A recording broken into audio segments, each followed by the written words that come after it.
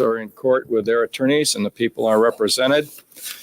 And we had one matter to discuss before opening statements, and that has to do with the interviews that were conducted at the Beverly Hills Police Station by Sergeant Edmonds of each defendant. And each defendant has objected to the admission of that statement before the jury that is trying him, that was a statement made solely by his co-defendant.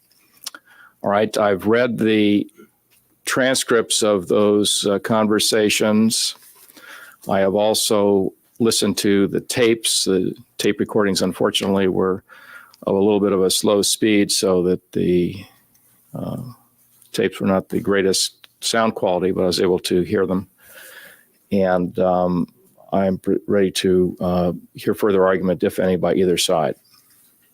We're prepared to submit. All right. The court recalls the position of the prosecution that this evidence is not being offered for the truth of the matter asserted in it, but rather to show the existence of a preconceived plan by the two defendants to commit murder and to plant a false trail of evidence indicating others committed the crime. And that is precisely what occurred in People versus Noguera, Noguera at 4 Cal 4th 599, 1992 case decided by the California Supreme Court, which admitted that evidence. And that was the theory of its admissibility, that it was not offered for the truth of the matter asserted, but it was hearsay, or was not hearsay rather, and therefore was not subject to hearsay objections. And likewise, in this situation, the evidence is not being offered for the truth and therefore is not hearsay and would be received for the purpose of establishing or at least on the people's theory, establishing that there was a preconceived plan by the two declarant defendants to commit the murder and thereafter prepare a false account of what had transpired. Therefore, on that theory, the court will admit the statement of each defendant before both juries. And the analysis that I've just gone through would apply equally to the 9/11 phone call being admitted before the jury of Eric Menendez. Right. Anything else now on any matters before we proceed? All right, then let us proceed with the opening statement of the parties involving the case of People versus Joseph Lyle Menendez. Is it the desire of counsel and defendant Eric Menendez to be in court during that? Yes, Your Honor. All right. Any objection by the prosecution to that? All right. If all the jurors are present, let's have them out and we'll proceed. All right. We have all the jurors in the courtroom. This is a case of People versus Joseph Lyle Menendez, and the jurors are all back. Welcome. Good morning. I'll be discussing a few things with you before we get started. First of all, let me tell you a little bit about today's proceedings, and then we'll get right into them.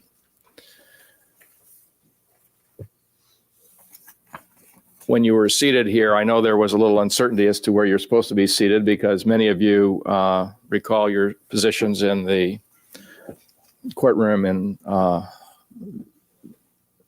7th floor during jury selection. So I know there's a little confusion, but I think you'll settle in and become acquainted with the surroundings here. And what is going to happen today is that you will be hearing the opening statements in the case of People versus Joseph Lyle Menendez. And as I've indicated to you before, and I'll remind you now and throughout the trial, your concern is to decide the case of People versus Joseph Lyle Menendez, and only that case. There will be another jury that will be in court that will deal with the case of the co-defendant, Eric Galen Menendez. He is in court today, and you have not seen him before in these proceedings. He is the gentleman. I'll ask you to stand, Mr. Menendez. This is Eric Galen Menendez. He is the co-defendant. Thank you, sir. And the other jury will be the jury that decides his case. Your job, as I've indicated, is to decide the case of Joseph Lyle Menendez.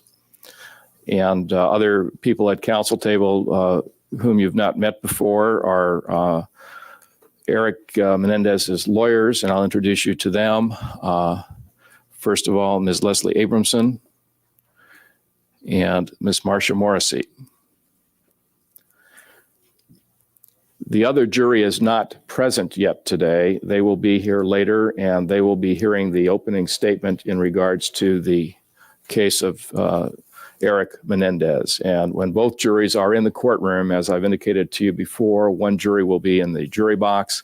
The other jury will be in the middle section of the courtroom here. At this point, the middle section is being occupied by the public. During the trial, we'll have, for times when both juries are in the courtroom, and that'll be most of the trial, the center section will be occupied by jurors. And periodically during the trial, I'll move you from the jury box into the audience and switch you back and forth, probably on a weekly basis, just so that each jury has equal opportunity to have the jury box. Today, for the opening statements of the co-defendant, you will not be here. You will. I'll send you away during the time the opening statements are made for the defendant, Joseph, or Eric Menendez, rather. And when that happens, the other jury will be seated in the jury box. You have these badges and also these little gold stars. Not that we're praising you already, but we hope that you'll earn these gold stars throughout the trial. And the reason we have those gold stars is that it assists us to identify you as the jury involved in the case of Joseph Lyle Menendez. The other defendant jury has a blue sticker on their badges so that those jurors can be distinguished from you. It helps us in distinguishing them, and also it should help you. As I indicated during the early stages of jury selection, it's very important that you make your decisions based only on the evidence presented to you in the case of Joseph Lyle Menendez. So it's very important that you not have any contact with the other jurors involved in the case of the co-defendant. So when you see a juror in the hallway or elevator or anywhere around who has one of those blue stickers, it'll be a smaller sticker than yours, but it'll be blue. You'll know that that is a juror for the co-defendant, and you should have no contact with them. They're very nice people, and I'm sure that you'd enjoy speaking with them, but during the time this trial is ongoing, you must not have any contact with them whatsoever. It's very important that that rule is followed. And as I've also indicated, it's very important that you not talk to anybody at all about this case while it's ongoing. The only time you can talk to anybody is when the 12 jurors go into the jury room to decide the case, and that won't happen until all the evidence has been presented and the lawyers argue the case to the jury, and I give you the legal instructions. Then you go in and talk about it for the first time. And also, to go over something else that's very critical here, it's very important that you not be exposed to anything outside the courtroom that has anything to do with this case, whether it's news coverage, conversations, discussions, overhearing what somebody else might say, anything. It's very important that you make your decision based only on what happens in the courtroom and my instructions on the law. So let me ask this question of all 18 of you, and it's not meant to put anybody on the spot. And if you feel that you'd be more comfortable answering it in writing, you can write me a note later this morning. Have any of you been exposed to anything about this case, whether it's in news coverage, conversations, overhearing something, anything, since you were last in court? Okay, and I say if anybody has, I would ask that you put it in a note to me as soon as that happens, whether it's today or any other day during the course of the trial. And periodically I'll be checking with you so that we can determine if anyone has have any problems. So let me move on here then and talk about some other matters. This case, as we've been aware by the nature of our earlier discussions during jury selection, this case has received quite a bit of news coverage, and it will throughout the trial. And it's very important that you follow my instruction not to look at any of the news coverage or be exposed to it in any way. It requires a lot of effort on your part, and I appreciate the amount of effort you're putting into it, and it'll have to be done throughout the trial. Occasionally, jurors have the temptation to want to see news clippings about the case when there's a case that has generated some sort of news coverage. What we will do during the course of the trial, the court staff will clip out news stories about the case and have them available in a scrapbook format for you at the end of the trial. So any of you who would have had that interest will have that available for you at the end of the trial. So that's an additional reason for you not to look at any of that stuff, because it'll all be there for you at the end of the trial. But just to remind you, it's very important that you not look at any of that material during the course of the trial.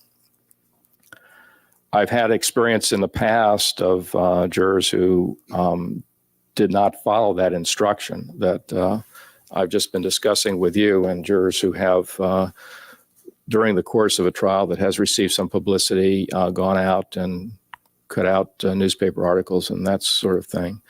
And what happens is that we find out about it during the course of the trial, and I can recall a specific instance where an individual was doing that, and we found out about it during the course of the trial, and that juror was obviously in a lot of trouble for violating my order and instruction to the jury. And in addition to being in a lot of trouble, had to be excused from the jury. So it's very important that you not have any exposure to any material in the news coverage, whether it's in the newspapers, magazines, TV, or radio. At this point, the lawyers will be making opening statements to the jury, and let me just remind you that opening statements are not evidence. They are merely the lawyer's opportunity to give you a preview of what the evidence will be during the course of the trial. The lawyers are not witnesses. They don't have any firsthand knowledge of the events. All they can do is give you their preview of what they expect the evidence to be. And you won't hear any evidence until after opening statements when the witnesses start testifying. Going back one moment to another matter that I wanted to mention to you, I've talked about primarily the print media in my remarks about news coverage. And there's also television news coverage about this case and radio news coverage about the case. And it's very important that you not look at or listen to any of that. There will be, throughout the trial, a television camera in the courtroom. It's not a camera that is going to focus on you in any way. The rules are that the camera cannot focus on the jurors and cannot photograph the jurors. There will be a still photographer occasionally in the courtroom. Again, the rules are he cannot photograph the jurors, so you don't have to be concerned that you will ever be photographed during the course of these proceedings. It's just another way that the public has access to the proceedings, that we have these additional apparatus in the courtroom, and it should not in any way influence you in how you go about your job. Your job is to concentrate on the evidence as it's being presented during the course of the trial. All right, then I'll now turn to the lawyers, and they may make their opening statements. First, the prosecution makes an opening statement, and then the defense. Yes, sir. We use our own notepads. Somebody told me that you supply them. Yes, we will give you notepads, but you don't have them yet because you won't be hearing evidence during the opening statements. You'll get the notepads after the opening statements when the testimony starts, and each juror will have a notepad. And I'll explain that. Well, I'll explain that to you now. During the testimony and evidence that's being presented, you have a right to take notes. My only suggestion to you is that you don't let your note-taking get in the way of watching the witnesses as they testify and watching the proceedings as they go on.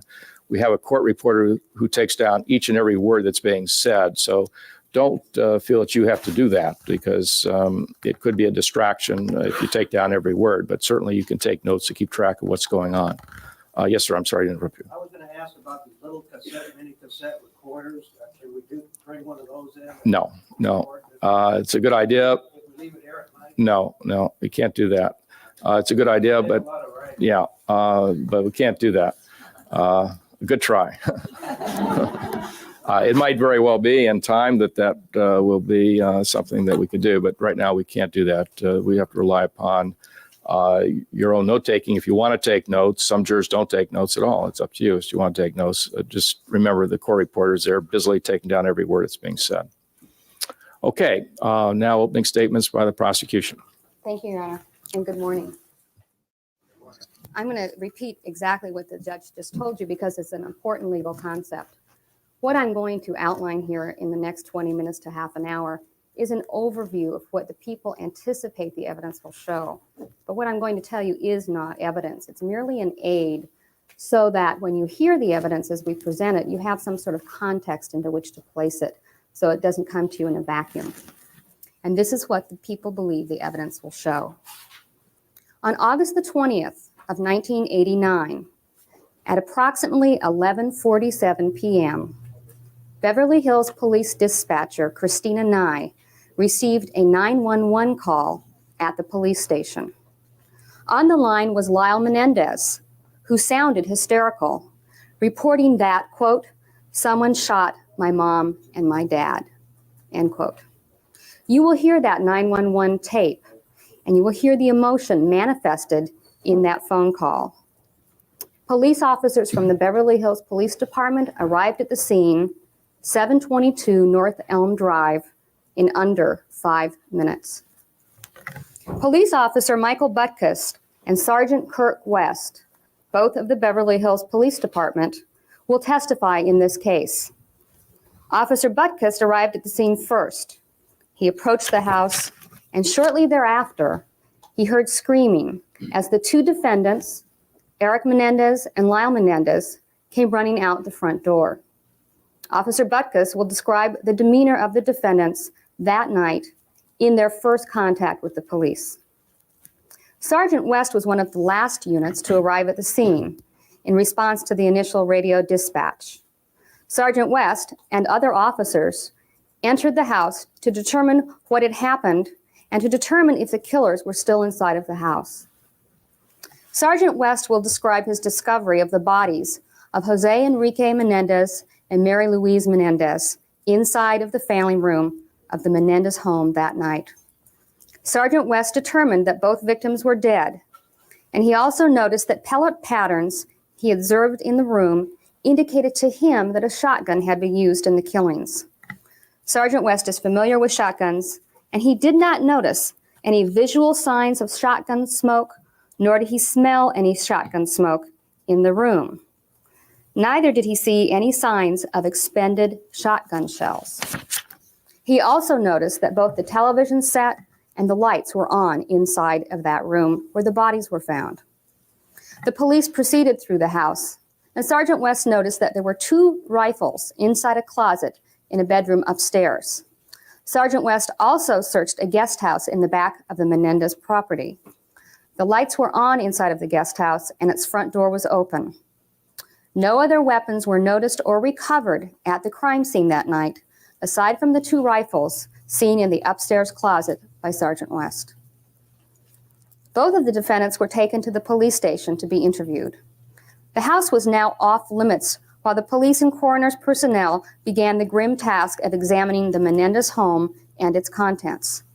At 1:42 a.m., 2 hours after the 911 call, Sergeant Thomas Edmonds, also of the Beverly Hills Police Department, spoke with Lyle Menendez to find out what he knew about the events of that evening and who might have committed this crime. Lyle Menendez told Sergeant Edmonds that he and his brother had gone to the movies that night at Century Plaza, and then had gone to the Santa Monica Civic Center to attend a food and wine tasting function. Lyle Menendez told Sergeant Edmonds that he was supposed to meet a friend of his by the name of Perry Berman at the Santa Monica Civic Center. Lyle Menendez told Sergeant Edmonds that he and his brother had missed Mr. Berman at the Santa Monica Civic Center, and so Lyle Menendez called Mr. Berman from a payphone at the Civic Center. Lyle Menendez used a U.S. Sprint calling card registered to his father, Jose Menendez, and the records of that transaction show 2 phone calls made to Perry Berman from a payphone at the Santa Monica Civic at 11:07 and 11:15 p.m. Lyle Menendez went on to tell Sergeant Edmonds that during these 2 telephone calls, he arranged to meet Perry Berman at a restaurant in Beverly Hills instead that night. Lyle Menendez continued and told Sergeant Edmonds that he and his brother returned home to pick up some sort of identification for Eric Menendez, which would enable him to enter a bar should they and Perry Berman decide to go for drinks. Lyle Menendez told Sergeant Edmonds that the defendants entered the house, found their parents, and called the police. Lyle Menendez specifically mentioned the smell of smoke in reference to entering the room where his parents' bodies were found. Contrast this with the statement of Sergeant West that when he entered the family room, he neither saw nor smelled smoke. Sergeant Edmonds asked Lyle Menendez if he had any idea as to who would have done this crime. Lyle Menendez opined that his father would probably be the reason for the murders, that it would have been business related, and that some of the people affiliated with his father's business were seedy. Lyle Menendez also told Sergeant Edmonds that he knew that there were 2 rifles inside of the house and that his mother had just purchased one of them. Lyle Menendez went on to say that he called the police shortly after discovering his parents' bodies and that the police came pretty quickly. In describing the crime scene, Lyle Menendez told Sergeant Edmonds the following: It doesn't seem like they heard anything because they were on the couch, and my dad is usually pretty deaf to hear something. So when he gets up right away, and he continued on, so I was really surprised that he was sitting on the couch like that. My mother was on the floor, like she was trying to get away or something. Sergeant Edmonds next spoke to Eric Menendez during those early morning hours. Eric Menendez told Sergeant Edmonds that he and his brother had gone to the movies that night and had gotten lost going to Santa Monica to see Perry Berman. A neighbor of the Menendezes who lives 2 doors south of their home will testify that she heard popping noises that night at around 10 p.m., almost 2 hours before the 911 call made by Lyle Menendez. This neighbor thought the noises were made by firecrackers, and so she dissuaded her son from calling the police. When detectives arrived at the crime scene, they too saw the bodies discovered by Sergeant West. The detectives also saw that there were no expended shotgun shells in the room where the murders had occurred. Perry Berman will be a witness in this case. He is the young man who was to meet the Menendez brothers at the Santa Monica Civic Center. He will tell you that on the afternoon before the killings, that is, the afternoon of August the 20th, he arrived home to find a message on his answering machine from Lyle Menendez. When he finally reached Lyle Menendez by phone, Lyle Menendez wanted to see him that night. Perry Berman had already made plans to go to the food and wine tasting event in Santa Monica, but he invited Lyle Menendez to join Perry and a friend of his with whom he had already made plans. Perry Berman will tell you that he did not see Lyle Menendez in Santa Monica, and he went home to bed. Around 11 o'clock that night, Mr. Berman received a telephone call from Lyle Menendez, who urged him to meet with the Menendez brothers at their parents' home in Beverly Hills, whereupon they would go somewhere else to eat. Not wanting to disturb the Menendez parents, Perry Berman agreed to meet Lyle Menendez at the Cheesecake Factory in Beverly Hills, which is a restaurant. Mr. Berman dressed, went to the Cheesecake Factory, and waited for a half hour for the defendants to arrive. While there, the night silence was broken by the sound of sirens, and after concluding that the brothers were not going to show up, Mr. Berman went towards the Menendez home.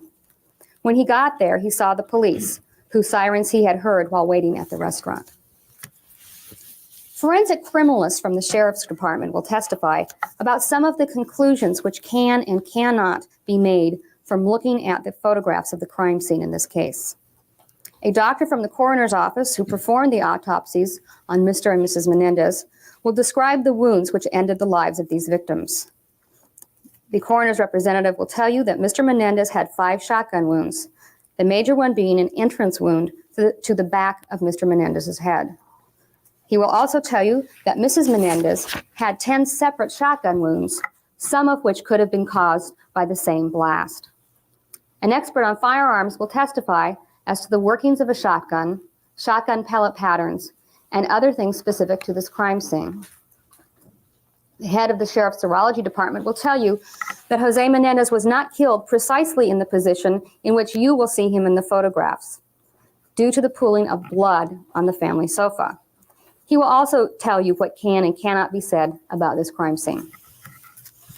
Shortly after the killings, Lyle Menendez began to spend money, a lot of money. On Thursday, August the 24th, he, in the company of his brother, purchased 3 Rolex watches and some money clips. On September the 8th of 1989, 19 days after the killings, a life insurance policy which had been procured earlier by Jose Menendez was paid to the defendants. The policy cumulatively was for $650,000, and over a period of a week between September the 8th and September the 15th, $325,000 was paid out to each defendant. Lyle Menendez returned to the Princeton, New Jersey area after a memorial service for his parents, which was held in Los Angeles on August the 25th of 1989. Lyle Menendez had been a student at Princeton University in the spring of 1989, and the family had lived in the township of Princeton before moving to California earlier. During the initial few days of his stay in Princeton, Lyle Menendez hired bodyguards to guard him. Lyle Menendez and his bodyguards traveled around Princeton in limousines during this period. Richard Wenskowski was hired as one of those bodyguards. He will testify in this case, and Mr. Wenskowski will tell you that one day he accompanied Lyle Menendez to the airport so that Lyle Menendez could make a quick trip from the East Coast to the West Coast. You will learn from other evidence that once in Los Angeles, Lyle Menendez hired a computer expert named Howard Witkin to access the Menendez family's home computer. Lyle Menendez had Howard Witkin, the computer expert, look through the family's computer menu for 4 different headings. Those headings were entitled Eric, Will, Lyle, and Menendez. Mr. Witkin found files with 3 of these headings, but there was no information of any use in those computer files. Lyle Menendez asked Mr. Witkin to erase the entire computer so that he could sell the computer. Mr. Witkin did so and was paid with a check drawn on the account of Jose Menendez for $150. The computer was erased by Mr. Witkin on August the 31st, 1989, 11 days after the deaths of Mr. and Mrs. Menendez. Mr. Wenskowski will also tell you that he had a conversation with Lyle Menendez, during which Lyle Menendez asked him if ballistics evidence could be used to trace an expended shotgun shell to a particular weapon. Mr. Wenskowski told him no. After erasing the computer, Lyle Menendez returned to Princeton the same day. Sometime after the computer's erasure, Lyle Menendez had a conversation with his best friend, Glenn Stevens. Mr. Stevens was a student at Princeton University in the fall of 1989 and had been enrolled with Lyle Menendez during the spring semester of 1989, some several months before. Lyle Menendez told his best friend, Glenn Stevens, after the killings, that Lyle's uncle Carlos had found something in the family computer which was under one of 3 headings. Lyle Menendez told Glenn Stevens that Lyle Menendez's father had been upset with him and that if there was a new will in the computer, he, Lyle, might not be in it. Lyle Menendez told him that that the will that the family was aware of, that is the other relatives in the family, had left everything to Lyle Menendez and his brother. Lyle Menendez told Mr. Stevens that the person he had hired to erase the computer was some little Jewish guy, that no one would ever be able to find him. On December the 5th of 1989, several months now after the murders, the police found Mr. Witkin. They served a search warrant at 722 North Elm Drive and recovered the family's computer. Alongside the computer was a receipt for services rendered, dated August the 31st, 1989. And this receipt led the police to the discovery of Mr. Witkin. On September the 17th, now going backwards, but September the 17th, less than a month after the killings, Beverly Hills police detectives interviewed Lyle Menendez at the home of one of his relatives in New Jersey. The conversation dealt with various habits of the victims, with the activities of the Menendez family the weekend of the killings, possible motives for the killings, and the activities of the defendants on the evening of the killings. Lyle Menendez told the police that the night before the killings, which would have been Saturday, August the 19th, the Menendez family had gone night fishing and had gotten home about 12:30 a.m. early on Sunday morning. He told the police that he and his brother went to the movies the night of the killings, that he and his brother went to see License to Kill, but that it was sold out, and so they saw Batman instead. And it was a movie they had both seen previously. After the movie, Lyle Menendez and his brother, in his brother's car and with his brother driving, had gone to Santa Monica to meet Perry Berman, and they had gotten lost along the way. Lyle Menendez explained to the detectives that he hadn't seen Mr. Berman in 3 weeks prior to the killings, that he had a lot of things going on that he wanted to talk to Mr. Berman about, and that, quote, I had to go see him, unquote. He also acknowledged that Perry Berman worked on Monday, that he'd called him at about 11 or 11:15 to meet at the Cheesecake Factory, and Lyle acknowledged that this was his idea. He explained that he and his brother went back to the house to get phony ID so that his brother could go drink if necessary, which is when they found their parents. Lyle Menendez again mentioned the smoke to the detectives on September the 17th. He mentioned the smoke that he saw in the room upon the discovery of his parents' bodies. He said the police were called right away and arrived right away. Lyle Menendez was asked by the detectives about his parents' sleeping habits, particularly about whether they would fall asleep while watching television. Lyle Menendez told the detectives that his father would fall asleep in a movie just like that, but that his mother had insomnia, so whether or not she would fall asleep was a matter of how tired she was. He also said that his father was not easily awakened, but that his mother awoke easily. Lyle Menendez also told the police that the maid had Saturdays and Sunday nights off. In another portion of the discussion, Lyle Menendez was comforted by the detectives that both of his parents had not suffered and had died instantaneously. Lyle Menendez and the detectives discussed possible motives for the killings, and the subject turned to Jose Menendez's business dealings. Lyle Menendez told the police that his father had received threats from people. He discussed the possibility that his parents' deaths were linked to organized crime, and also discussed his own needs for a bodyguard because he was being followed. Lyle Menendez made the statement that, quote, it's pretty difficult to get good security, unquote. But from what we now know, this hint that his own life might have been in danger because of his parents' killings was a lie. In response to the police questions about any problems that Lyle might have had with his parents, Lyle Menendez told the police that he and his mother had recently quarreled over the fact that he had locked himself out of the family home and he had to wake his mother to get inside, a fairly trivial incident. He said that he had no other problems with his parents. While the police were there questioning Lyle Menendez, they noticed that he was wearing a gold Rolex watch, and he confirmed that he had purchased it shortly before his parents' memorial service, which the evidence will show was on August the 25th. He also indicated that he had charged the Rolex watch on his father's credit card. By March of 1990, 6.5 months after the killings, the police were getting ready to make arrests for the murders of Jose and Mary Louise Menendez. Around this time, Glenn Stevens, Lyle's best friend from Princeton, flew from Princeton to Los Angeles with Lyle Menendez and another Princeton student named Hayden Rogers. Once in Los Angeles, Lyle Menendez told Glenn Stevens that he, Lyle, had called back east to the East Coast and had discovered that the Beverly Hills police detectives had been there recently. Glenn Stevens will describe Lyle as being made nervous by this. At this time, Lyle took approximately $2,000 out of his pocket and divided it between Glenn Stevens and Mr. Rogers. Lyle Menendez told Glenn Stevens that should anything happen to him, Mr. Stevens should contact Lyle Menendez's attorney.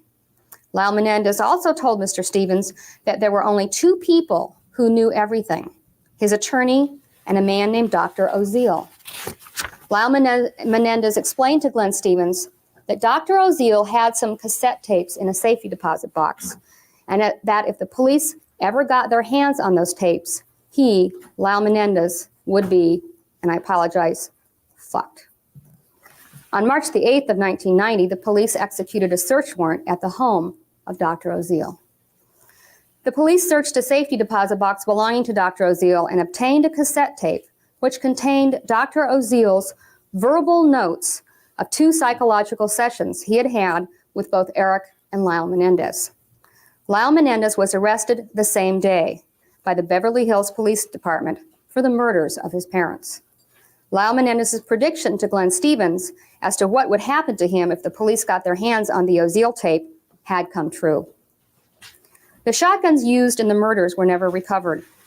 After searching Dr. Oziel's safety deposit box, the police were led to the San Diego area in search of records which would show the purchase of shotguns. After visiting several stores, the police went to a Big Five sporting goods store. In searching the records, they discovered firearms purchase records in the name of a man named Donovan Goodrow. Early on in the investigation in September, the police had traveled back east to interview family and friends of the victims and the defendants. During this visit, the police confirmed that Lyle Menendez had a friend named Donovan Goodrow, who lived on the East Coast. When the police saw Donovan Goodrow's name on the purchase records for 2 shotguns in San Diego, which were purchased 2 days before the killings on August the 18th, 1989, the police knew that they had hit pay dirt. Donovan Goodrow will tell you that on August the 18th, 1989, 2 days before the Menendez killings, he was not in San Diego buying 2 shotguns, but instead was working in a restaurant in the city of New York. Mr. Goodrow will also tell you that he had been a roommate of Lyle Menendez's in the spring of 1989 at Princeton University, although he himself was not a student at Princeton University. Lyle Menendez kicked Mr. Goodrow out of his room. He no longer wished Mr. Goodrow to be his roommate. And in approximately May of 1989, Mr. Goodrow left for New York City. Mr. Goodrow will also tell you that he discovered that his wallet and identification were missing when he traveled to New York. Glenn Stevens will tell you that Lyle Menendez bragged to Glenn Stevens that he had stolen Mr. Goodrow's wallet in order to get back at Mr. Goodrow because Lyle Menendez suspected that Donovan Goodrow had stolen money from Lyle Menendez. Lyle Menendez also indicated that he would forge Mr. Goodrow's signature to obtain this retribution. Amanda Adams Greer was working at the Big Five sporting goods store on August the 18th. She will explain to you the various forms that were filled out to complete the purchase, and you will see the name Donovan Goodrow on those forms. You will also see a copy of his California driver's license, which was in his possession before he left Princeton, and you will see that Mr. Goodrow's license number is also on the firearms transaction forms, filled out in part by one of the brothers and in part by Ms. Greer.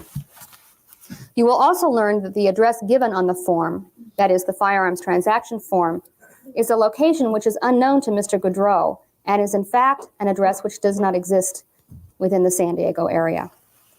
Ms. Greer, the firearms saleswoman, will also tell you that the purchase was made with cash and that she did not sell any ammunition when she sold the 2 shotguns. A handwriting examiner from the district attorney's office will testify about the firearms transaction forms. He will tell you that he cannot be 100% sure of whose writing appears on the forms, mainly because there's not enough handwriting on the firearms transaction forms to make a comparison. But between the signatures of Donovan Goudreau, the handwriting of Lyle Menendez, and the handwriting of Eric Menendez, the expert will tell you that the signature on the firearms transaction forms was most likely made by Eric Menendez. He will also tell you that the name Goudreau on those firearms forms is misspelled. In the summer of 1990, Lyle Menendez was ordered by a judge to provide a handwriting sample for the purpose of making comparisons for this handwriting examiner. He refused to provide a sample of his handwriting. In June of 1990, when he made this refusal, there was no way he could have known that the handwriting examiner could not make a 100% comparison because the handwriting examiner did not perform his comparison until 1992. In spite of Lyle Menendez's refusal to provide a handwriting sample, other samples of his writing were obtained in this case. I have mentioned Dr. Oziel, the therapist whose tape led to the arrest of Lyle Menendez. You will hear testimony from Dr. Oziel, and he will tell you the following. On the evening of October the 31st, 1989, approximately 2 months after the killings, and also the night of Halloween, Dr. Oziel was in his office and he called Lyle Menendez at home and asked him to come to the office. When Lyle Menendez got there, his brother Eric Menendez and Dr. Oziel were already there. Dr. Oziel informed Lyle Menendez at that time that Eric Menendez had confessed that Eric had murdered his parents. Lyle Menendez became extremely agitated and informed those present that Eric's confession was very stupid and that now it was no longer a perfect murder.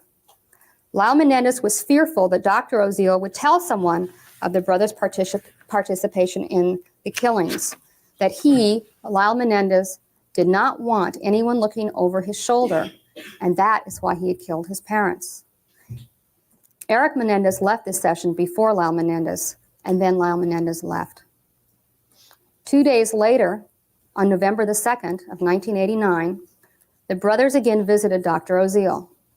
At the beginning of the session, Dr. Oziel explained to Lyle Menendez why it was necessary for Eric Menendez to confess the murders to Dr. Oziel. Dr. Oziel explained that he was keeping notes of the sessions, and Lyle Menendez was alarmed by this. Dr. Oziel told the brothers that notes of those sessions were being kept in a safety deposit box, and that Dr. Oziel had given keys to this box to several attorneys, and that he, Dr. Oziel, had instructed these attorneys to open the safety deposit box if he should die mysteriously. This was Dr. Oziel's life insurance policy. Dr. Oziel explained to Lyle Menendez that he and his brother should attempt to be treated psychologically for whatever it was that had caused them to kill their parents. Lyle Menendez told Dr. Oziel that there really wasn't anything to work on because what had caused him to commit murder was no longer here. He had killed them both. During the second conversation on November the 2nd, the defendants told Dr. Oziel that they killed their father because he controlled them and made them feel inferior while preaching morality to them. They went on to acknowledge that they saw their father as being basically a moral person. Dr. Oziel asked them why they had killed their mother. The gist of what Dr. Oziel will tell you that they told him is that Mrs. Menendez was killed because the brothers had made such a good plan to kill their father, and the plan included their mother, that they just had to keep her in the plan. According to Dr. Oziel, the brothers considered not killing their mother, but decided to go ahead anyway with her killing because their plan was too perfect to alter. Besides, they told Dr. Oziel, their mother had been depressed lately and probably would have been unable to live without their father anyway. During the rest of the November 2nd session, the brothers were entranced with the perfection of the crime that they had committed. Lyle expressed sadness at having killed his mother, but acknowledged that he had fired the shots which, in the end, had killed her. Dr. Oziel asked Lyle Menendez if he felt guilty about inheriting millions of dollars from his parents. Lyle Menendez laughed, but went on to explain that he had not committed the murders for money. Lyle Menendez told Dr. Oziel that his uncle had suspected that the family computer contained another will, which would have disinherited the brothers. Lyle explained to Dr. Oziel that he had arranged to have the computer's hard disk erased to avoid the possibility of a second will. The defendants went on to tell Dr. Oziel that they killed their parents out of hatred and a desire to be free of their father's domination and impossible standards. The defendants did not tell Dr. Oziel during these 2 sessions that the killings were done in self-defense or that they had suffered any physical or sexual abuse. During the second session on November the 2nd, Lyle Menendez expressed concern that the notes that Dr. Oziel had kept never be revealed. Lyle told Dr. Menendez how embarrassing it would be if he were found out. Lyle Menendez joked to the doctor that if a robber ever tried to break into Dr. Oziel's home and shoot him, he should be aware that the robber would probably be shot, and that when he looked up, he would probably see Lyle Menendez saying, "Have a good night's sleep, Jerry." Lyle Menendez had made an uneasy alliance with the man who held his secrets. The remainder of the November 2nd session dealt with the defendants' upcoming trip to Hawaii and where they should stay on the islands. It is anticipated that the people's case will take less than a month to present to you. During that time, we will prove to you that Lyle Menendez planned this murder, provided false identification for the purchase of 2 shotguns, set up an alibi, acquired ammunition, repeated the alibi to the police shortly after the crime, and then set off to spend the money which he had acquired through the killings of his parents. Based upon this evidence, it will become apparent that this murder was unlawful, unjustified, and wholly premeditated, and that it was accomplished through a conspiracy into which Lyle Menendez entered with his brother, and that but for a few mistakes they made, this was almost the perfect murder. Thank you. All right, thank you. And there will be an opening statement by the defendant as well. And we'll take a short break, and counsel has some material that they want to organize for the defendant's opening statement. So if you would all go back into the jury room, and we'll have you come out in 10 minutes, and we'll resume with the opening statements. Certainly. Yes, the jury has left the courtroom, Mr. Burke. Judge, this would be a motion for a mistrial, or in the alternative that the court will issue an admonition to the jury that the prosecutor has committed misconduct, and that misconduct would call for a mistrial in the court. The instruction we're asking for is the one authorized by People v. Bolden, B-O-L-D-E-N, and the basis for the mistrial motion, Your Honor, is that the prosecutor specifically indicated to the court both on June 17th and also yesterday that she would not mention during her opening statement evidence that there were pending issues as to the admissibility on it. The prosecutor breached that agreement at least 4 times. Number one, she mentioned a theft defense in relation to Mr. Goudreau that the defense had pending objection on. She mentioned a refusal by Lyle Menendez to submit to a court order for a handwriting exemplar that the defense has a pending objection on. She mentioned Dr. Oziel's life insurance policy, which, as the court knows, the defense is objecting to anything in the nature of threats, and that's an indirect way of referring to the fact that Dr. Oziel's life was being threatened. She mentioned that Lyle said he would kill a robber in a hypothetical situation where Dr. Oziel's life was being threatened, which I think comes within our objection to the threat against Dr. Oziel.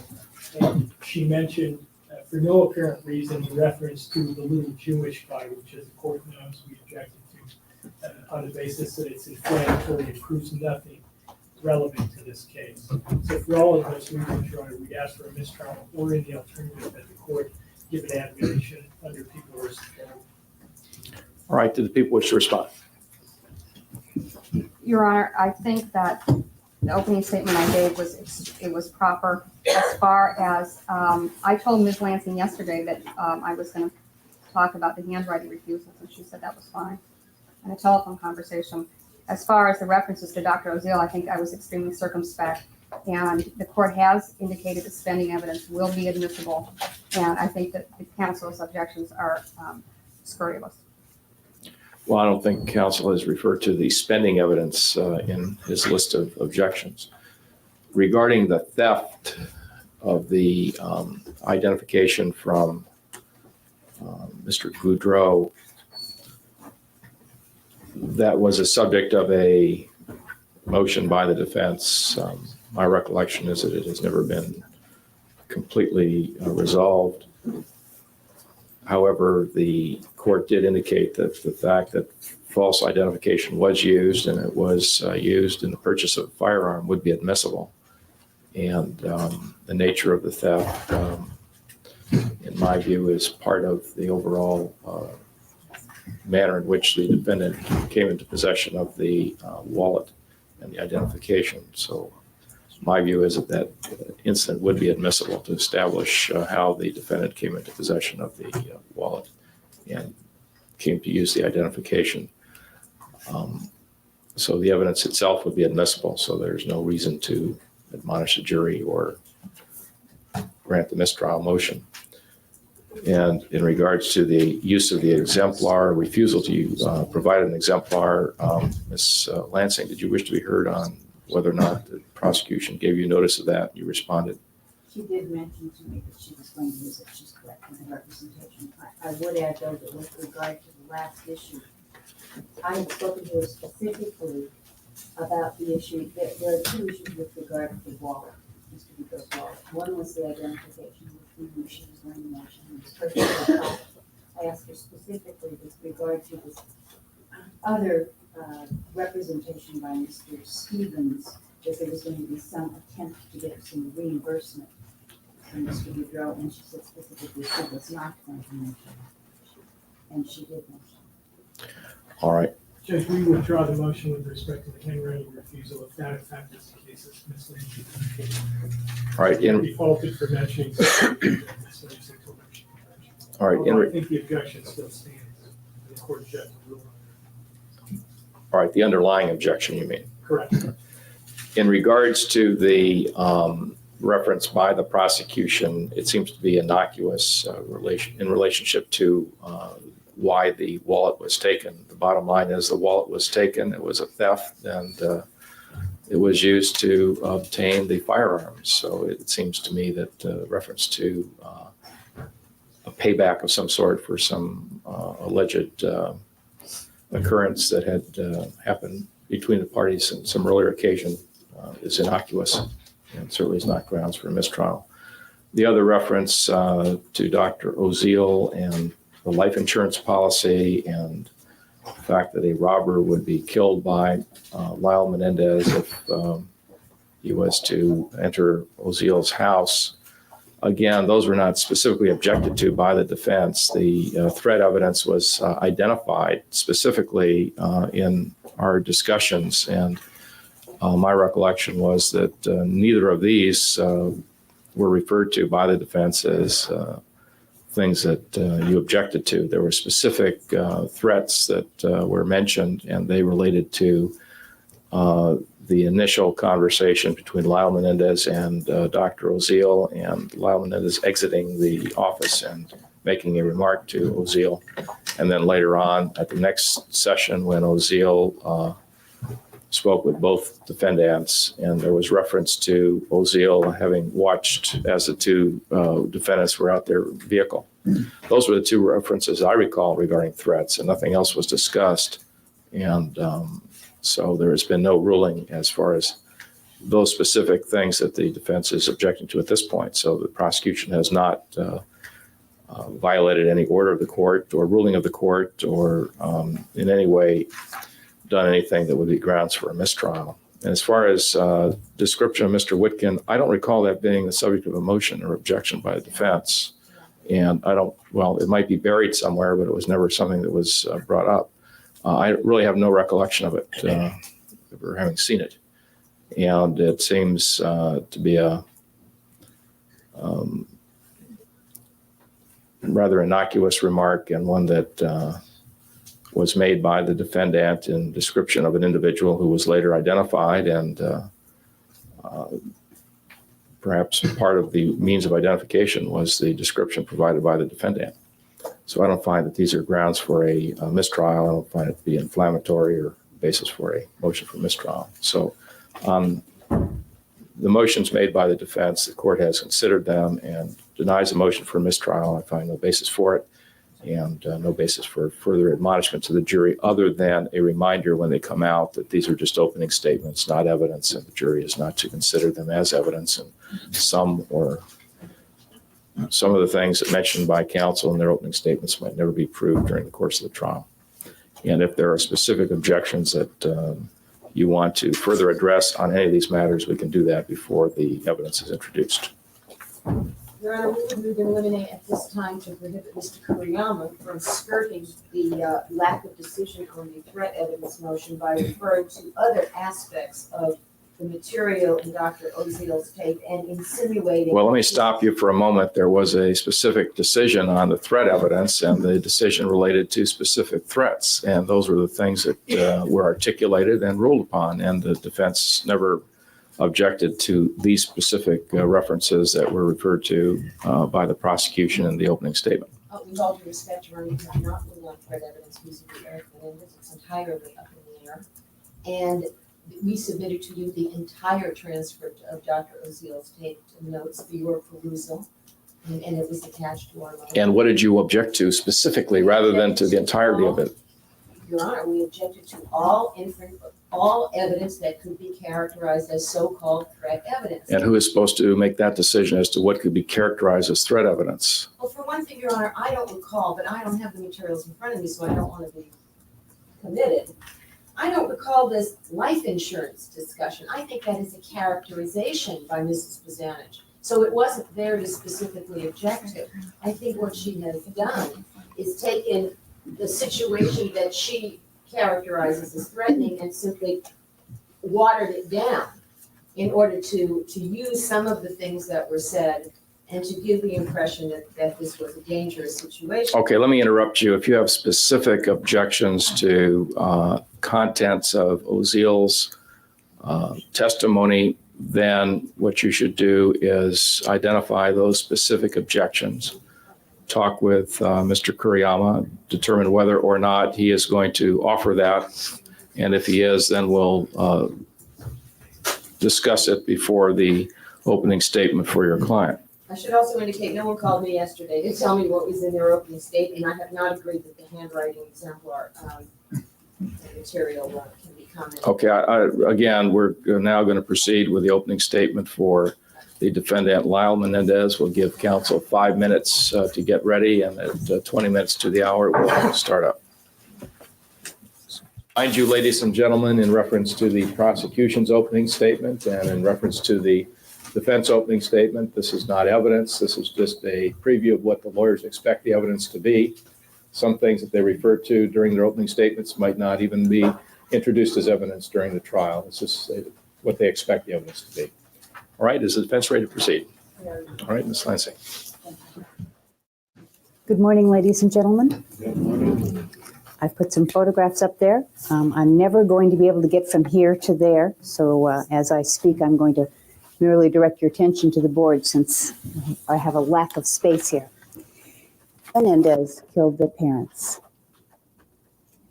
We're not disputing where it happened, how it happened, who did it. We're not disputing when it happened. The only thing that you are going to have to focus on in this trial is why it happened. And the prosecution has suggested to you that it was done for money. It was done to commit the perfect crime. It was done possibly out of hatred. And what we will prove to you is it was done out of fear. You will be given a great deal of evidence to evaluate. In deciding whether you believe that this crime, that these children killed their parents for money, you'll get an idea of what their life was like before. They were living in a Beverly Hills mansion. Lyle was attending Princeton University. He was driving the brand new Alfa Romeo he got for high school graduation. He'd had credit cards since he was 15 for both phone and to buy whatever he wanted. They had the most expensive tennis coaches. They took expensive vacations, and everyone who knew Lyle said he had, Lyle Menendez, knew he had all of the money that he needed. His father had been on a meteoric rise within the last couple of years, and things were only getting better. He was going to make more money the next year than he had the last, and more money the year after that. He was aggressive, he was talented, he was going to win at any cost. But his family was going with him wherever he went, and money was not going to be an issue. Lyle Menendez was going to be supported by, directed by, controlled by, and taken care of by his father for the rest of his life. His father had always picked his schools, his friends, tried to control his girlfriends, decided where he was going to work, what his future was going to be, and had talked of his plans to buy a compound in Florida in which there would be houses for not only Kitty and Jose Menendez, but one for Lyle and whomever he would marry, and one for Eric and whomever he would marry, and various other relatives. So there was no real concern that he was not going to have money and be taken care of all of his life. The prosecution is going to produce evidence of certain purchases, of money that was spent by Lyle Menendez after his parents died. There's information about the watches. He bought a car. He made offers on a couple of condominiums. The only one that actually ever closed was the condominium in Princeton, which his parents were in the process of buying for him, at the time of their death. It was to close in about 2 weeks. Lyle had helped pick it out, and they were going to pay for it. You will also hear that he purchased a restaurant, and you will hear from his aunt and uncle about their decision to go along with this idea because of their desire to give some structure to the chaotic existence which followed the death of his parents. You will be given information which will help you, I think, to understand the grief process, and that everyone does not experience it the same way, and that even people who kill other people mourn their loss, miss them, and love them. If this wasn't about money, then what was it about? This trial will take you behind the facade of the rich houses, the fancy cars, the wealthy friends, and impressive social engagements. It will take you to the life that was experienced by Lyle Menendez and his brother as they grew up. There's a picture on the board in the middle, which is a picture of Lyle and his little brother, Eric. All of his life, he was responsible for protecting Eric, and he didn't always do it. And in fact, he sometimes hurt his brother. And as he grew older, the responsibility that he felt for him, for this child with whom he shared a war zone life, became even stronger, and his sense of guilt over some of his shortcomings loomed very large for him. The events which took place on August 20th, 1989, had their genesis long before. But immediately before the killing, in those last few days, that last week, an event began which set all of this in motion. Eric Menendez told his brother Lyle Menendez that he couldn't stand it any longer. His father had been molesting him for 12 years. It had gotten more violent, and he couldn't take it. He needed help. He couldn't get out. He couldn't leave, and he couldn't take on his father. And so he turned to his big brother. And his big brother, who had a fairly nice life going for him at the time, had spent the summer at tennis camps, was going back to Princeton in the fall to live in this new condominium, had a girlfriend all lined up that he'd been establishing a relationship with that summer, could not turn his back on his brother. Although shocked to hear that this had been going on for the 12 years, he believed Eric. He believed him because he was his brother, but more importantly, he believed him because he remembered what had happened to him when he was much younger. His experience with his father in terms of molestation had been for a much shorter period of time. It was from about 6 to 8. But he remembers what it felt like. He remembers the fear and the confusion, the importance of being loved and made to feel special by this charismatic, powerful man who was the center of his universe. He also remembered that when he was 13, he sensed something was going on with his brother. And gathering up all of his courage, he prepared for a talk with his father, as he always prepared for a talk with his father.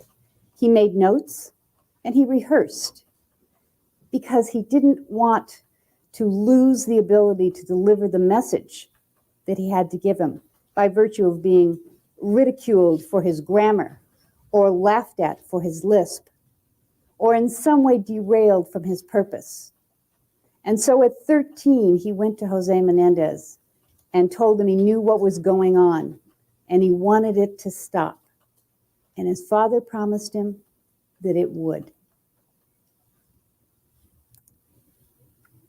Lyle decided that it worked when he was 13, or at least he thought it had. So he was going to try the same procedure again. He was going to talk to his dad about it. Only now he was older. He posed much more of a threat. He could tell people. Maybe somebody would believe him now. He knew he wouldn't have been believed at 13. But maybe at 21, he would be believed. So he, again, prepared for a talk with his father. He made notes, he rehearsed, and then he confronted him. And he told him that he knew what had been going on, and it was going to stop. And it was going to stop now. And his father was going to let him take his little brother and leave the house. He had underestimated his father grossly. His father indicated to him in no uncertain terms that Eric Menendez was his son and he would do whatever he wanted with his son, and that no one was going to threaten him, and no one was going to control him, and no one was going to have a secret like this with which to destroy him. He made it very clear to Lyle Menendez that this secret would never leave this family, and that the people who held this secret and this power over him would not be allowed to live. Needless to say, this was not what Lyle had envisioned. Had his brother told him before this conversation, rather than after it, the details of the torture and the sexual abuse he had endured, he would have had a clearer picture of the man with whom he was dealing. Lyle's violent experiences with his father had been, for the most part, when he was young. He respected, admired, loved his father, but more than that, wanted to be loved by his father and found worthy. He didn't think on a daily basis about all of the signs in the past, and he didn't think clearly about them before he spoke with his father.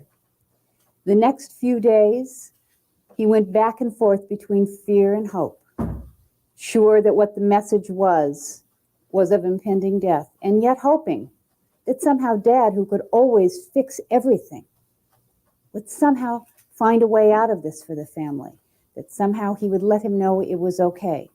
And over the next few days, different events occurred which accelerated the brother's fear. On Friday, after this conversation with his father, on Thursday night, and after finding out from his mother that she had known all along of Eric's abuse and didn't protect him, the brothers decided to go buy handguns. That seemed like a smart way to protect themselves. What they didn't know was you can't go in and just buy a handgun. You have to wait 2 weeks. And they figured they probably wouldn't be around in 2 weeks. So they went to another gun store and they talked, and someone said, "Why don't you buy shotguns? That's what people use to protect themselves." It didn't seem to be nearly as good as being able to have a handgun on you, but it seemed better than being there unprotected. And so they bought the shotguns. They used Donovan Goudreau's driver's license. Donovan had been a very close friend of Lyle's, far closer than Glenn Stevens. And Donovan, because of some things he had done, made a lot of people angry. And Lyle's friends, including Glenn Stevens, and Lyle's father demanded that Donovan be thrown out of the dorm room. Lyle didn't want to do it, but he knew that if he didn't, his father would come do it for him.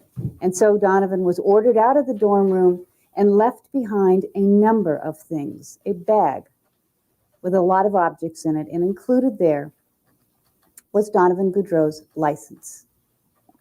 And a witness will tell you, not that Lyle gleefully took this with some nefarious purpose, but that she found it on the floor when helping move Lyle out of the dorm room a short time later. Eric Menendez carried that driver's license because he was under 21 and physically quite similar to Donovan. On the date of the shotgun purchase, Lyle did not have a valid California driver's license. His license here had been suspended sometime before, and he'd been living in New Jersey.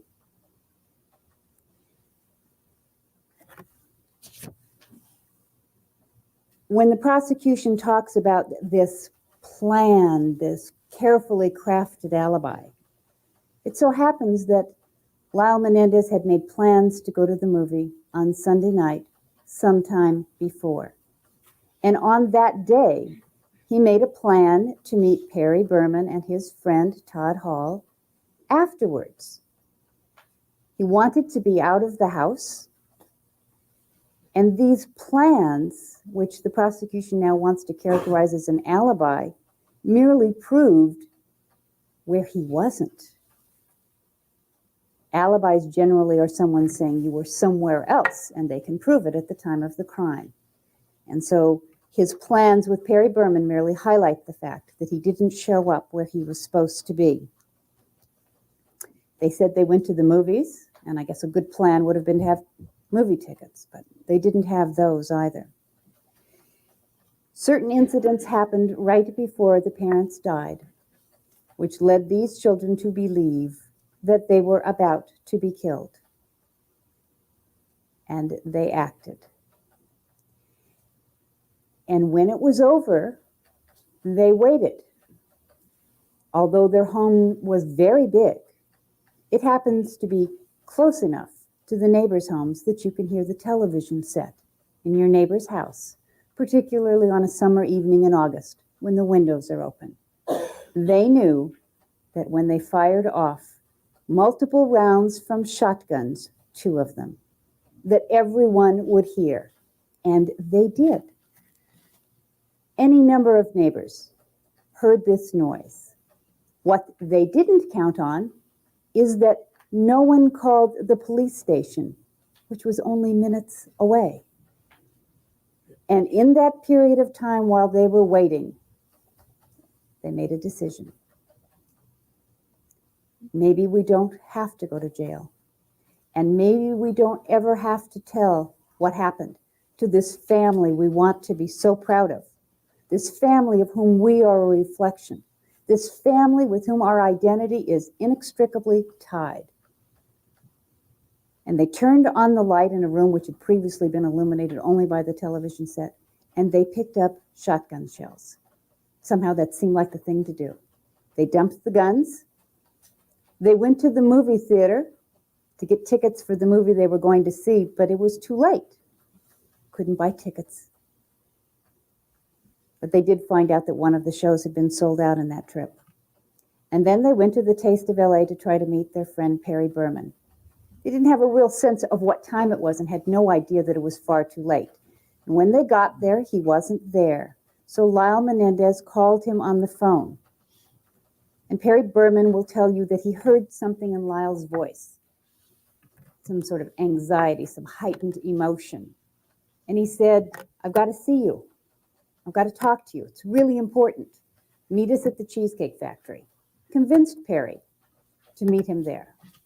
And as they left the Santa Monica Civic Auditorium to go to the Cheesecake Factory, both of the boys continued the emotional falling apart that had begun much earlier. But Eric was far more hysterical. Eric was always very emotional, cried easily, and was falling apart. And it was up to his big brother to try and take care of him. He was the one who was supposed to be there for him. So they drove back home. They couldn't continue this any longer. They needed some resolution of it. And yet they didn't want to tell what really had happened. And so they called the police. La Menendez called 911. And you will hear the tape. And there is no question that he lies in the tape, but the emotion is genuine. He goes down to the police station to be interviewed, and Sergeant Edmonds will tell you there was not a doubt in this police officer's mind that these boys were genuinely upset, but they weren't going to tell. They'd made that decision. And so they told not a sophisticated story, not a substantiated story, not of being somewhere where witnesses could say that they were, they didn't produce movie tickets. They just said we went to the movies and then we went to Taste of LA. The police very early on suspected that the boys were responsible. They began to look at the spending, which I guess if you're going to cover up a crime, you wouldn't begin a few days later by spending a large amount of money on Rolex watches and then start making offers on condominiums and buying expensive Right, cars. counsel, let's not argue the case, just make an open Okay. statement of what you expect the evidence to be. We will be able to show you that there were things, that there were facts that show that this was not done for the money. The boys believed they were out of the will. Jose and Kitty had been discussing taking them out of the will, had told various people they were already out of the will, including their sons. The sons knew that their father's business was required to have a $5 million insurance policy on it. It was one of the employment perks that he had. And they knew that their father had not yet taken the physical examination and was scheduled to take it within the next few weeks. They did not know about the one insurance policy, which was the only money that they ever received after this. Their aunt had arranged that with their father, and they never even knew that it existed.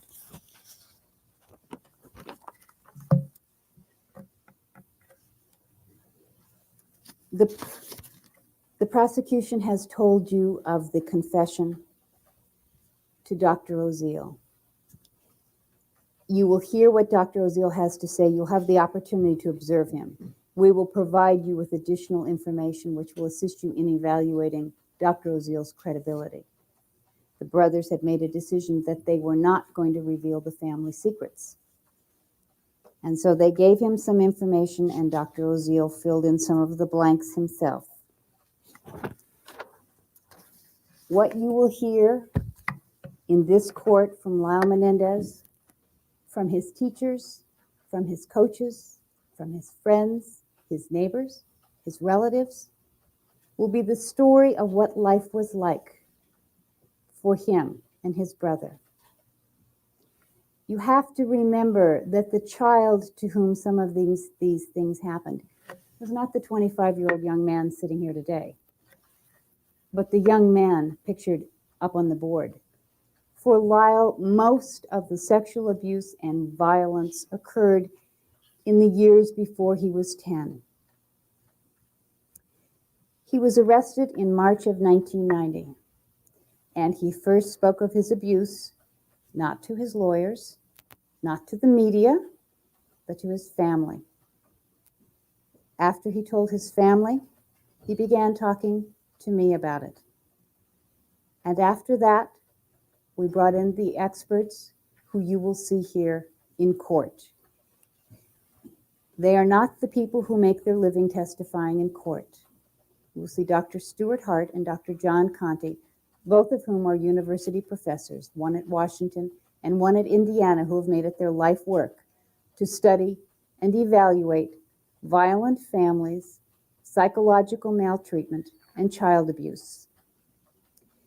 These experts were brought in and given free rein. They were told they could spend as much time as they wanted with Lyle Menendez. They could review any documents they wanted, see any photographs we had, interview any witnesses they wanted. And what they did was to each spend over 60 hours apiece with Lyle Menendez, just the expert and Lyle Menendez. They then read over 2,000 pages of interviews with people. They looked at photo albums of the entire family history. They talked to me. They consulted with other experts. And they each selected 10 to 12 witnesses whom they thought were important. And they interviewed those witnesses individually. By now, each of them has spent over 300 hours on this case. They have seen and read and talked to everyone they wanted to talk to. They've met with family members. They've interviewed friends, girlfriends, coaches, and teachers. And for months, they gave no information of what their conclusion was.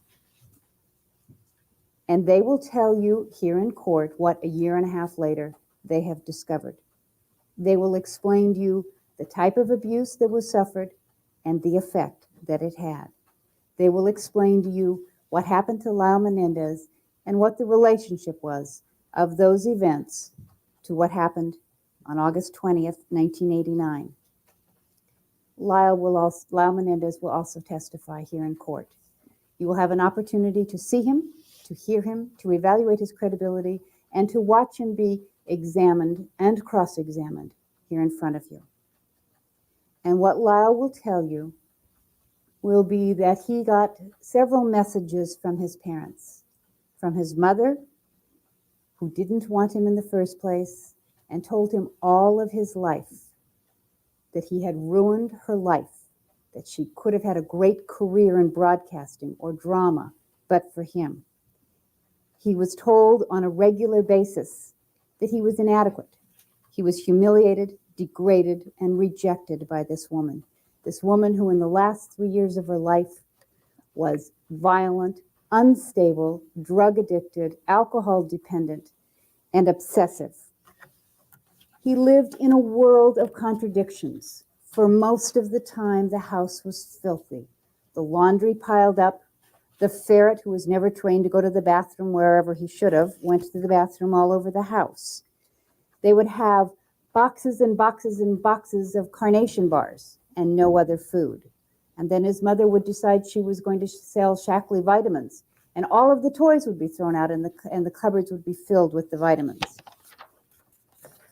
He was punished by being put under her bed where it was too small for him to turn over, which happened to be one of the areas the ferret liked to use to go to the bathroom.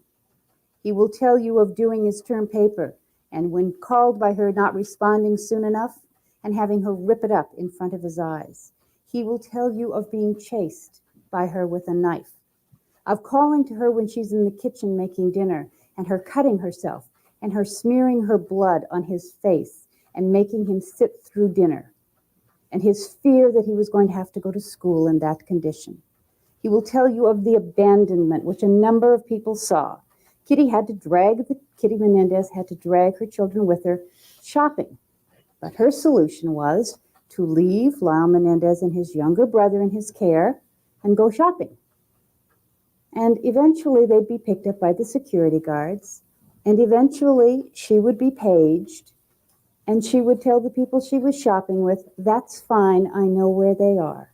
And the children would sit with the security guards waiting for her to come back. They would be left at school and at tennis practice for hours afterward. The message was always the same. I didn't want you in the first place, and I don't want you now. You get in the way, you ruin my life. And this was complicated by the fact that Jose Menendez took an extraordinary interest in this first child of his heir apparent. And there's an interesting photograph on the board on the left side on the bottom, which is Jose Menendez with his little boy, Lyle Menendez, in exactly the same posture, in exactly the same position, hands in pocket, foot on stairs. And Lyle Menendez was Jose's great project. What one of the relatives says, he was to be the corrected version of Jose. He was to have all of the things that Jose didn't have. Well, all of us want for our children the best. We all want for them the things we didn't have. But for him, the particular areas of concern were the fact that he did not get to have the special training and coaching so that he could have been the swimming star he thought he could have been. He lived his life humiliated by the fact that he was surrounded by Ivy League graduates, and he'd gone to Queens College. He also, for reasons that I think are described by his background, resented the fact that at age 15 he had to leave Cuba, where he loved to tell everybody he was a member of the aristocracy, and came to America, and he had to do menial work. He had to support himself. He had to wash dishes and sweep floors. He was going to get back his social position and more. And his son was going to be the prince. He was going to play tennis, have the best coaches. He was going to go to Princeton. He was going to have all the money he needed. He was not going to suffer any of the degradation of being working class, which was so offensive to Jose. And it was interesting because he ran into a woman, Mary Louise Anderson, who had a lot of the same issues. She was the daughter of a divorced family in a small Irish Catholic town in Illinois, where people didn't get divorced in the 40s, and she was ostracized. She had a violent, bigoted, cruel father who left her mother. Her mother was at first emotionally unstable enough that she was hospitalized and spent the rest of her life mourning the loss of her husband, and gave Kitty Menendez the same message that Kitty Menendez gave her children. You know, things were fine until kids came along. Kids change your life. Well, kids changed Kitty Menendez's life, because now Jose spent all the time that he wasn't either spending working or with his girlfriends, with his son. He told his son he was special. He told his son he was going to be great. He would spend hours with this little child in the basement, giving him inspirational talks, passing along motivational material, drilling him on tennis, making him repeat, making him memorize, conditioning him to have all of the thoughts that Jose thought were right, and none of his own. One of his cousins says one of the most amazing things about Lyle Menendez as a little boy was he would start a sentence to tell you what he thought. He'd glance over at his dad and see that look of disapproval, and midstream, switch that sentence around to the other position, which he knew was the right one for his dad, regardless of what his own views were.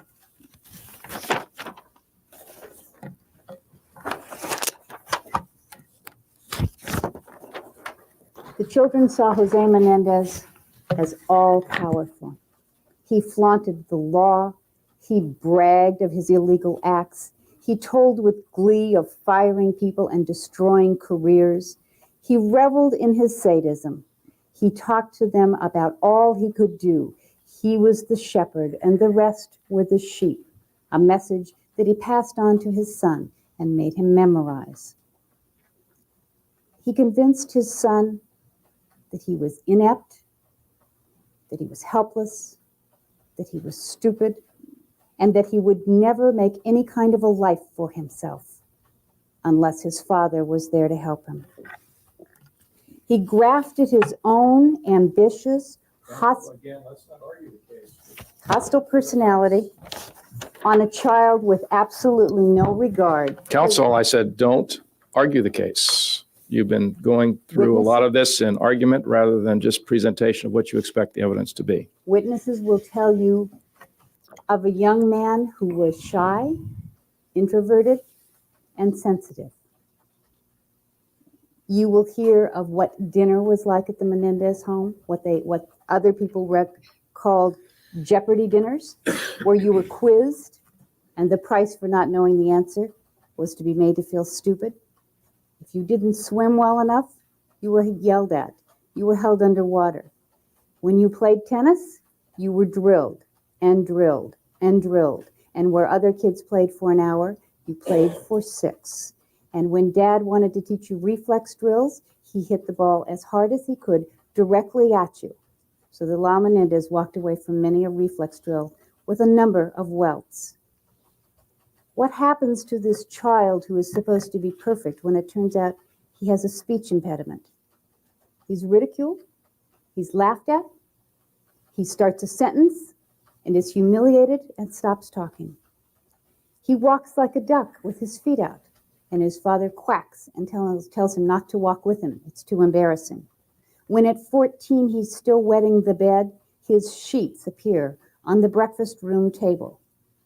When he brings a rabbit home from school and his mother says, your father wants to have you get rid of it, and he doesn't do it for a few days, he comes home and asks his mother where the rabbit is. She says, ask your father. And his father tells him, go to the garbage. And there is the rabbit with its head smashed. Others who lived in that house knew that when Jose took off his belt, someone was going to get beaten. You didn't know who, and you didn't know why. And when Lyle had the nerve to go into a deli at about age 7 and buy some junk food, and his father looked in the bag, he didn't lecture him about health or rotten teeth. He just socked him in the stomach. And when in wrestling, Lyle grabbed him in his genitals, playing around during the time he was being molested, Jose took him and threw him into a table, a coffee table. And you will still see the scar on his eye. And we have a photograph, and we have medical records. Lyle also has a scar that runs down his lip to his chin. When he was about 16, he was out practicing tennis. And his father watched him and came and harassed him and pushed him in ways that his coach said he'd never seen done before.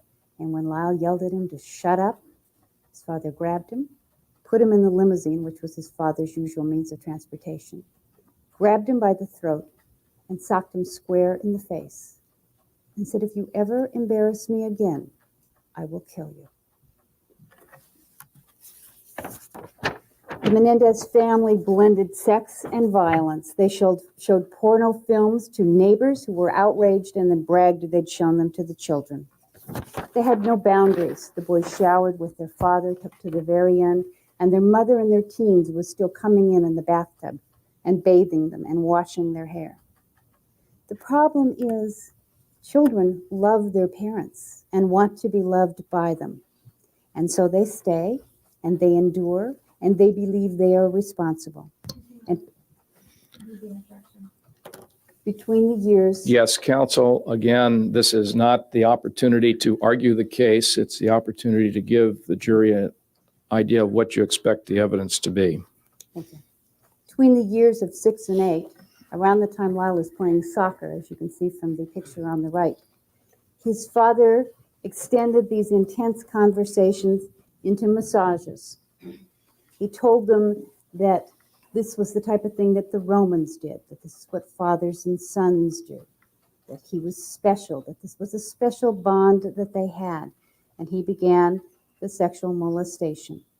And Lyle felt confusion and fear, but he also liked the attention.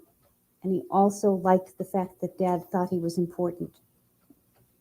But as things progressed, objects were used, which hurt. And eventually there was an anal rape, which hurt even more.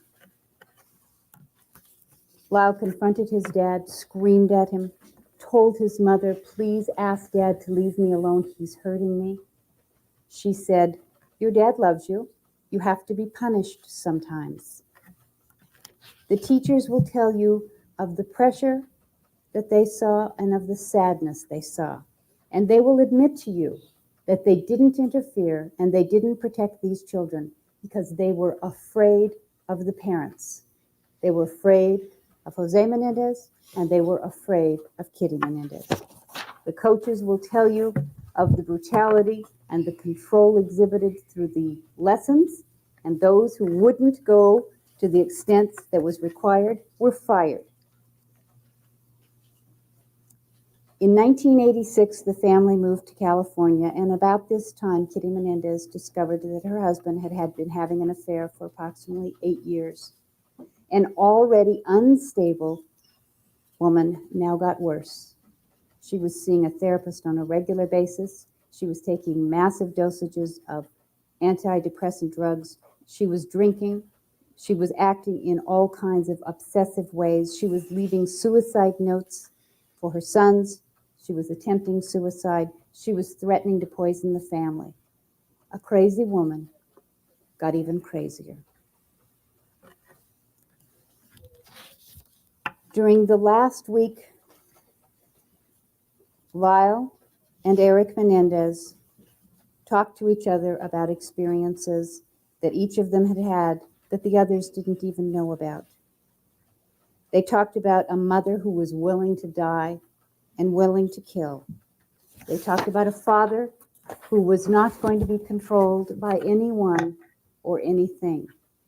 They talked about parents who can treat their children as objects, who can abuse and use and degrade them. And they knew that these were parents who could kill their children. All right, is that the opening statement for the defense? Okay. All right, ladies and gentlemen, we'll take a recess, but before I do, let me again say that all that you heard so far is what the lawyers expect to show by the evidence and what they expect the evidence to be. You will be the judges of the evidence. You will decide how you evaluate whatever is presented to you and decide, based upon the evidence presented to you, what happened in this case. I'm going to excuse you. We have the other jury yet to deal with. We have opening statements for them. The lawyers have some things they want to discuss with me. What I'm going to do is excuse you until 3 o'clock, and hopefully by then the opening statements for the other jury will have been completed, and we can start up with testimony. It's possible that we won't get to that point. I don't know, and if it gets there, then I'll excuse you for the afternoon once I learn how long it's going to take with the other defendant's jury. What I'm going to do is ask that you take your lunch hour now and return at 3 o'clock, so it's a long lunch hour. Return to Department S on the 7th floor of this building. Department S is in Sam. On the 7th floor at 3 o'clock, and when you're there, we'll check you in, make sure you're all there, and as soon as we're ready for you, we'll have you come down. As I said, it's possible that we will not have finished with the other defendant's opening statement by then, and if that is true, I'll let you know, and it's possible we'll excuse you until tomorrow. Just to remind you, if I don't speak with you again today, and if we don't get you until tomorrow morning, don't discuss this case with anyone at all. Don't form any opinions about it. You have yet to hear one piece of evidence, so there's nothing upon which to make form any opinions. And don't look at any of the news coverage on television. Don't listen to anything on radio. Don't look at any of the news coverage in the media. And we'll see you all back here at 3 o'clock in Department S, and then we'll communicate with you by the court staff as to whether we have an opportunity to have you come down here for some testimony. So you can all leave now and have your lunch, and we'll see you at 3 o'clock. I'll ask everybody in the audience, stay seated until the jury is left. All right, are they all gone? Yes. Okay, all right. As far as the co-defendant is concerned, are there matters that you wish to discuss now regarding opening statements? Just briefly, Your Honor, because I'm waiting for some files to arrive. I did have a chat with Mr. Kuriyama, and he assures me he is not going to make reference to anything that could be even insinuated as having to do with threats. These are the doctor's testimony, and I take Mr. Kuriyama at his word. And he is not going to raise the handwriting issue since I showed him the opening passage of my opening statement in which I tell the jury that my client signed the paperwork for the shotguns in San Diego, and that does seem to put the issue at rest. And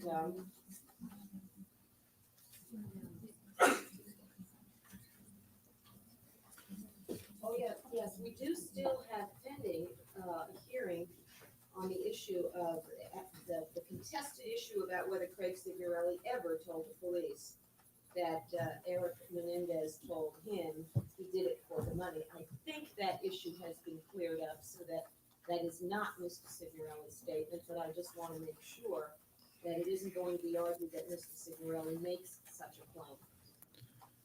All right, are you going to refer to that in your opening statement? All right. Okay. And I don't have any little Jewish guys running around to worry about, so I think that's about it.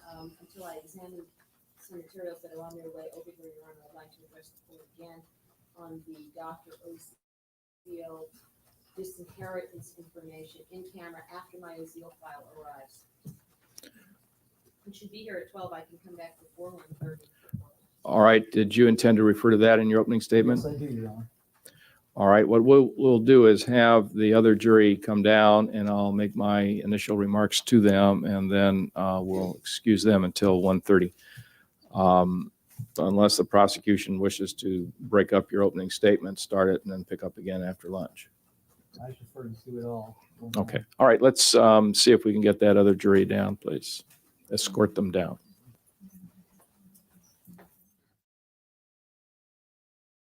Trial of People versus Eric Menendez. He is in court with his attorneys. People are represented, and we have our jury as well. Good morning, ladies and gentlemen. Glad to see you all back, and welcome. And we are in the process today of hearing opening statements.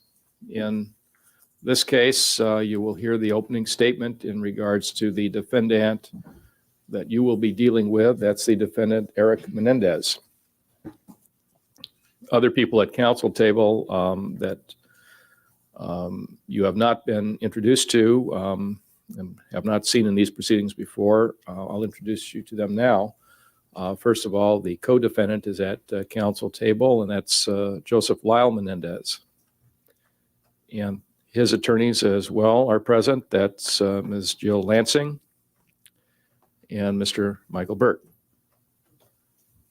Right, and also Detective Zoller from the Beverly Hills Police Department is present.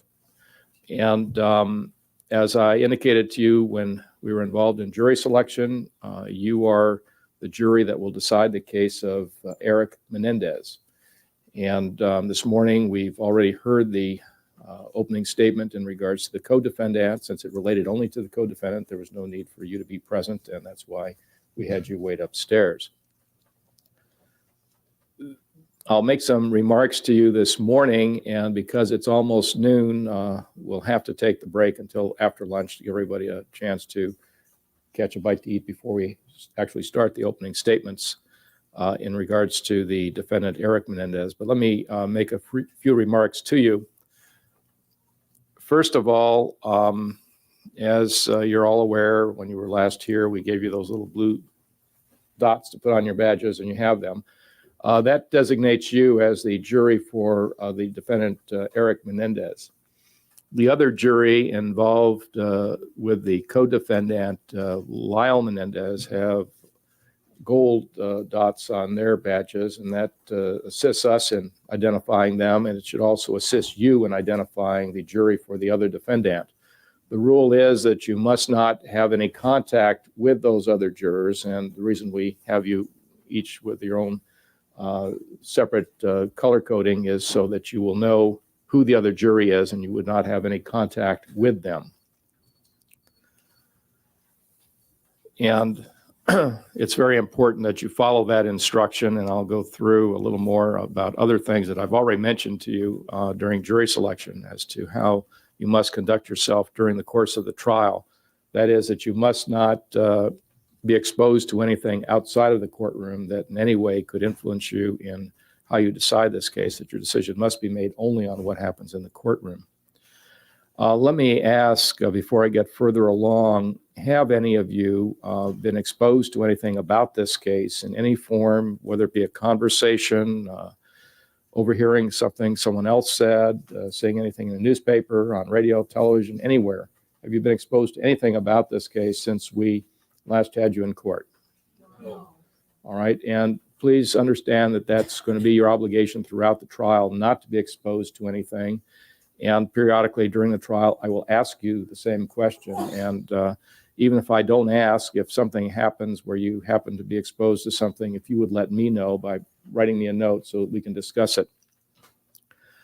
There will be continuing news coverage about this case throughout the trial, and there's also going to be a television camera in the courtroom that will focus on the witnesses and the lawyers during testimony. That camera is positioned in the corner there in the ceiling, and it won't focus on you. The rule is that the TV cameras cannot focus on or photograph the jurors, and that will be the rule throughout the trial, that is prohibited. Occasionally, there'll be a still photographer from the newspapers in the courtroom, and likewise, the rule is that the photographer is prohibited from photographing the jurors. The reason these cameras are in the courtroom is just so that the public has full access to the trial proceedings, but you are right here. You have more access than anybody else. You're seeing it as it's going on.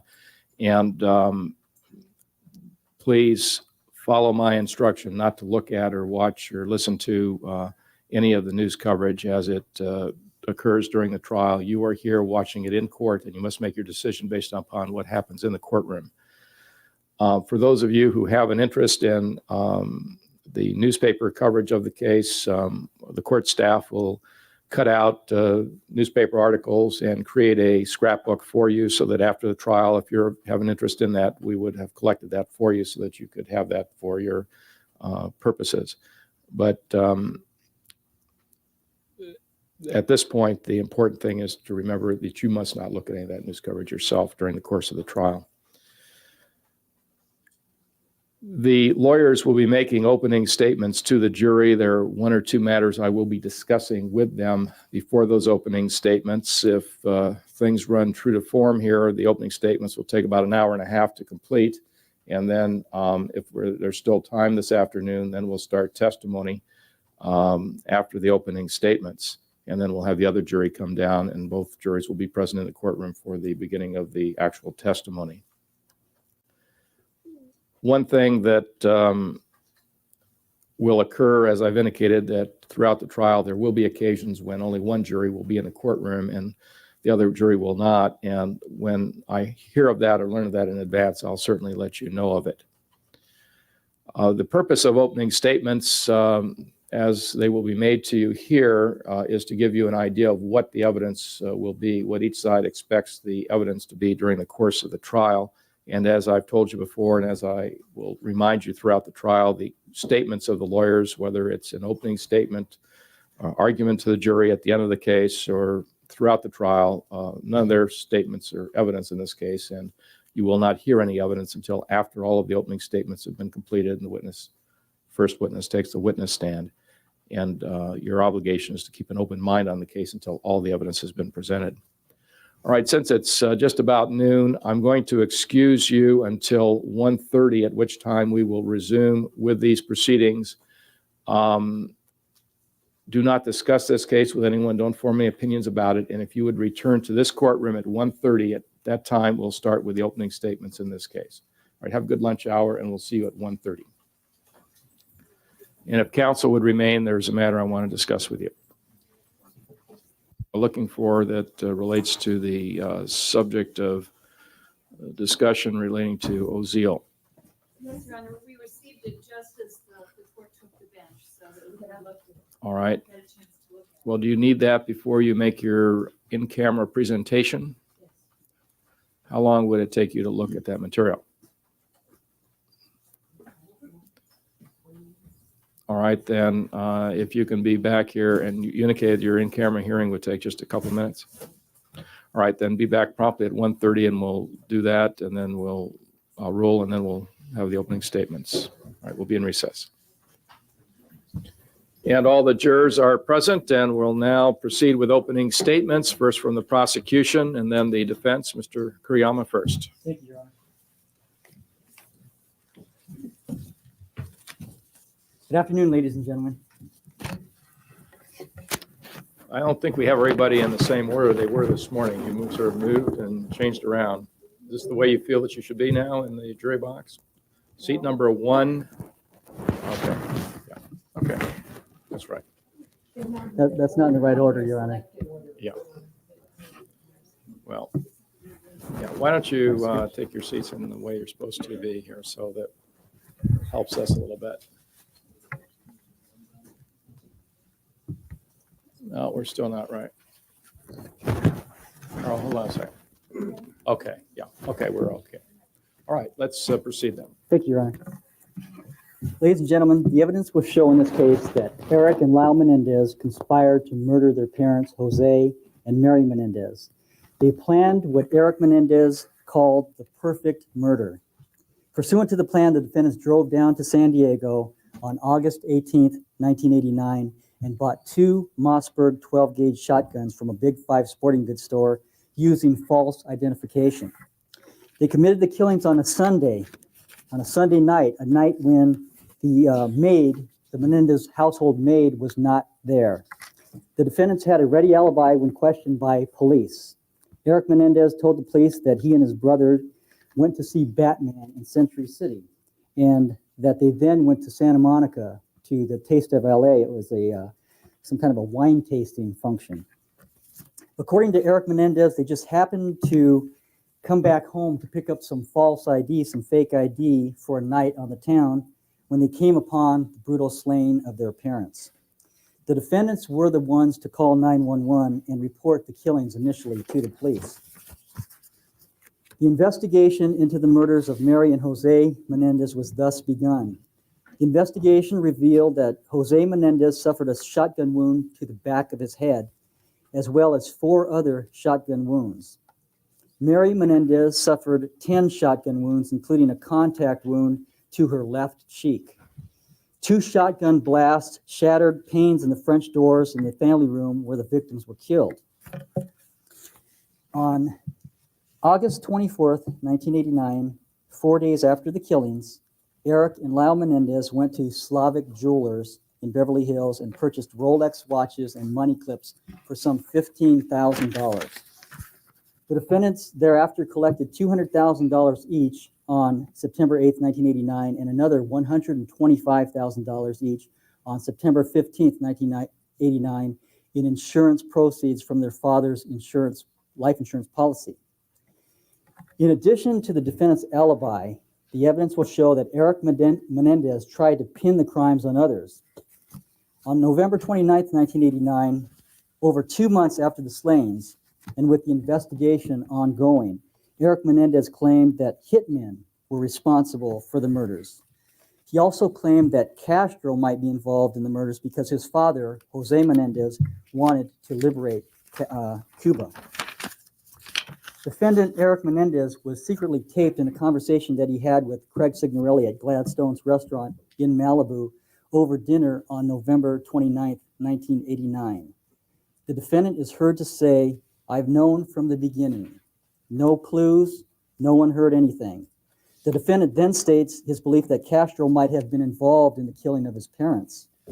The defendant then says, "Man, we're talking about special hitmen, special shotguns, and knew exactly what they were doing in and out of the house. No one saw anything, no one heard anything. We're talking about serious hitmen."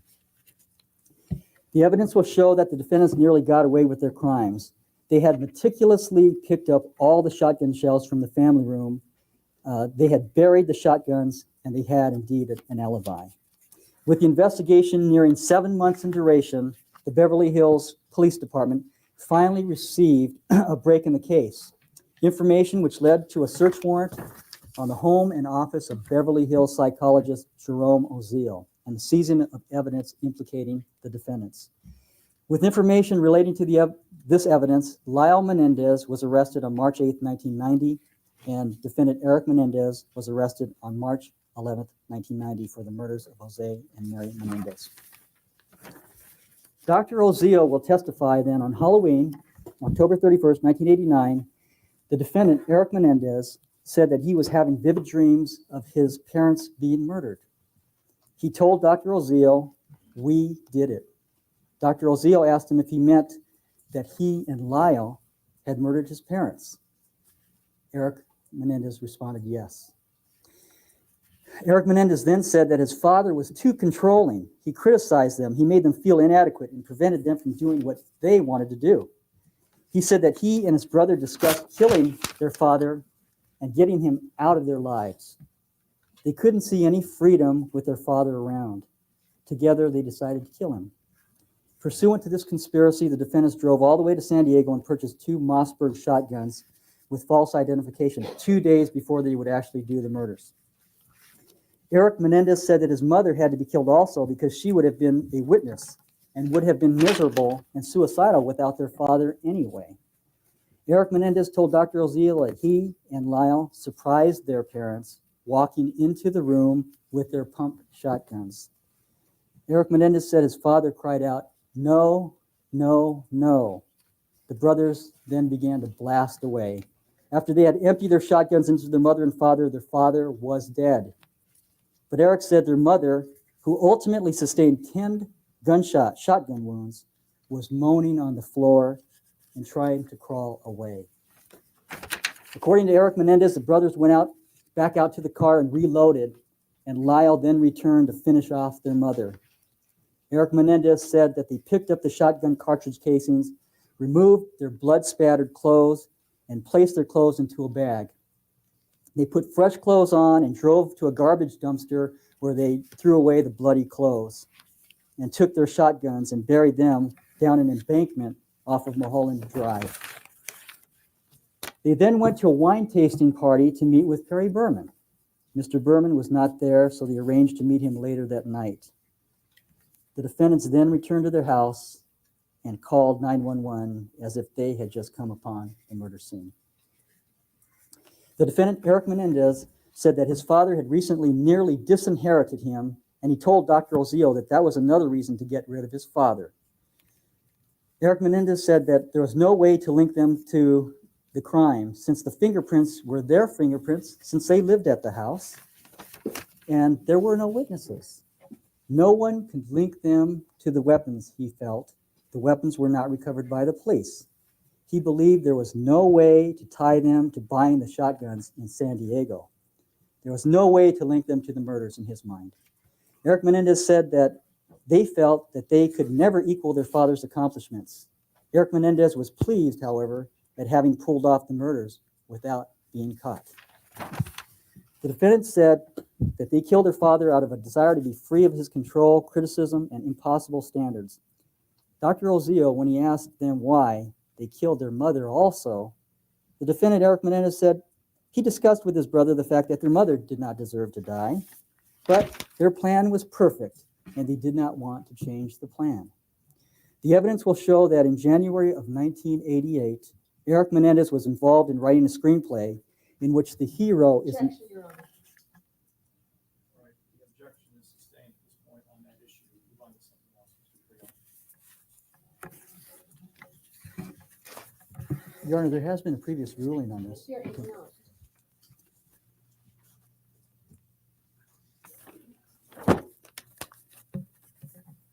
The evidence will show that the defendant, Eric Menendez, went to great lengths to cover up his crime, including lying to the police and blaming professional hitmen for what he and his brother had done. Eric Menendez bragged about committing the perfect murder, and he almost got away with it. The evidence will show Argumentative. The evidence will show that Eric Menendez is guilty of premeditated and deliberate murders, the premeditated and deliberate murders of Mary and Jose Menendez. All right, thank you, Mr. Kuriyama. Ms. Abramson for the defense. Thank you, Your Honor. Good afternoon. This is large, but the print is very big, so it isn't going to take as long as it looks. This is opening statement, and as the court has indicated, this is supposed to be an outline of the evidence that we intend to prove both through live witnesses, through exhibits, through analysis of evidence. If this were a closing argument, you would properly expect me to start refuting what my opponent, Mr. Kuriyama, has just said. But this is not closing, this is opening. And the purpose of opening statement by the defense is to let you know what evidence we will be producing when our turn comes to put on our case. By telling you now what we intend to prove later, it is our hope and it is our expectation that you will do what you have promised to do during the jury selection process. You will keep an open mind. You will wait to hear both sides of the case. And Objection, Your Honor, this is argumentative. Yeah, let's just get to what you expect the evidence to be. Well, I will, Your Honor. Mr. Kuriyama just told you that you will find his evidence to prove guilt beyond a reasonable doubt of first-degree murder. It is for you to wait until you have heard all the evidence for you to decide what is the truth. Objection, Your Honor, this is argumentative. All right, I think you're just about to finish what you were going to say. Yes, Ms. Your Honor, I'm Abrams. refuting what Mr. Kuriyama just All said. right, without arguing with Mr. Kuriyama and without arguing with anybody, you can finish your Thank you, Your Honor. your remarks. And decide whether the presumption of innocence has been overcome by proof beyond a reasonable doubt that Eric Menendez is guilty of what he is charged with here, first-degree murder. At the end of the case, the judge will tell you what the law is that applies to this case, and he will instruct you on theories. Your job will first be to decide what are the true facts and how do they apply to the law as the judge gives it to you. Eric Menendez has entered a plea of not guilty to what he is charged with, first-degree murder with special circumstance. But as you may have learned during the Objection, jury... Your Honor, I believe this is argumentative. She's going to give an opening statement. I think it. Okay, Honor, can we Mr. approach- Kuriyama, let's not argue and sit down, and you can be seated, Mr. Kuriyama. And Ms. Abramson, you are going afield here. Let's Just- go to what you expect the evidence to be rather than how it relates to the legal theories. I wasn't going to relate it to the legal theories. Okay, well, I you're was going merely beyond gonna- what you anticipate here. Let's go on to the evidence. All right. It will be your job to decide what kind of killing this is. That depends on what you come to believe was the reason for the act. The only question in this case is why did these killings occur? There is no issue as to who killed Jose and Mary Louise Menendez. Why they were killed is what the focus of all of our evidence will be on. We intend to provide you with the answer to that question. The following recitation of facts is a summary of what many, many witnesses, including Eric Menendez himself, will testify to. On Sunday, August 20th, 1989, Eric Menendez, 18 years old, along with his 21-year-old brother, Lyle Menendez, shot and killed their parents in their home on Elm Drive in Beverly Hills at approximately 10 p.m. They shot their parents with 2 shotguns they had bought in a store in San Diego 2 days before, on Friday, August 18th. At the time of the purchase, for which Eric Menendez signed the paperwork, they used the driver's license of a young man named Donovan Goudreau, who was a former friend of Lyle Menendez. Eric Menendez had carried Donovan Goudreau's driver's license for some time, both because he had lost his own license and because the Goudreau license, Donovan Goudreau being 21, allowed Eric Menendez entry into places that he otherwise would be barred from as underage. Having fired 2 shotguns in the middle of a residential neighborhood on a quiet night, Eric and Lyle Menendez expected an immediate police response. They waited. When no one came, they decided to leave and pretend that they had not been home at the time of the shooting. For the next hour, they engaged in a frantic and feeble effort to construct an alibi.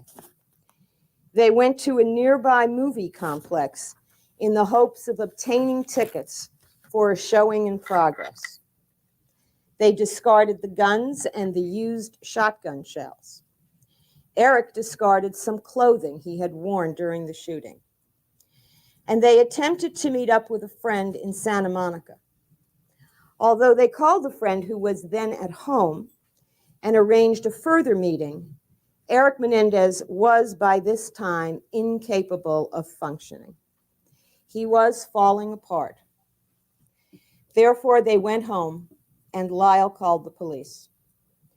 When the police arrived, they observed that Eric Menendez was obviously, visibly, dramatically hysterical. The prosecution will claim he was faking. Experienced police officers, his tennis coach who knew him and who came to the scene, saw that he was not faking. He was, as one of the officers will testify, traumatized. Later that early morning, he was interviewed by the police, and he lied to them. He was 18 years old. He had had a lifetime of abuse. He was in a state of shock, and he did not want to go to jail. Over the next weeks and months, Eric Menendez was torn by guilt, by remorse, by horror over what he had done. And his distress was visible to many witnesses. His family in New Jersey sent him to see a doctor. He had lost a tremendous amount of weight. He was suffering constant nightmares. He was repeatedly reliving the killings in the way that some Vietnam War veterans relive their experiences. The proof of this was that he told the police months later that he could still smell the smoke. Although he had done the act, he was traumatized by it and could not live with his guilty conscience. Now, you will hear expert testimony that this is not the post-crime mental state of a cold-blooded, calculating killer. This is the condition that a decent person, however imperfect, having been driven to do a violent act, regretting that violent act, finds himself in. As further proof of his lack of calculation, he confessed his involvement in his parents' killing within weeks. His first confession, in a rather tentative way, was to Craig Signorelli, who will be a witness for the prosecution in this case. Later, finding himself closer and closer to suicide, he confessed to L. Jerome Oziel. He did not tell either Craig Signorelli nor L. Jerome Oziel the whole story, for many reasons which will be explained to you, but not the least being a lack of trust in either of them. He did not tell them the true motivation for the killings. To do that, he would have had to reveal the shameful, in his opinion, secrets that he had spent most of his life concealing. But what he could not and did not do with them, he will do with you. He will tell you why he killed his parents. He will tell you the entire painful and difficult and complicated story of his life. On March 8, 1990, Lyle Menendez was arrested in Beverly Hills. Eric Menendez was in Israel on a professional tennis tour. When he learned of his brother's arrest, and knew, of course, that the Beverly Hills police wanted to arrest him as well, he voluntarily got on an airplane, flew to London, from London to Florida, from Florida, Los Angeles. He was not in police custody. He came back voluntarily. He surrendered to Detective Zoller, knowing that by doing so, he was facing the gas chamber. Many witnesses will contribute their observations of Eric Menendez and his family over the years to present as complete a picture as possible of the treatment he and his brother received at the hands of their parents. Because the origin of this killing was a lifetime of abuse at the hands of those same parents. The characterizations of Jose and Mary Louise Menendez that follow as I recite the facts of that life to you are not my opinions. They are the impressions of people who knew them, of people who will testify about them to you. They are also the impressions, the evaluations, the profiling, if you will, of our expert witnesses in the field of battered children and battering parents.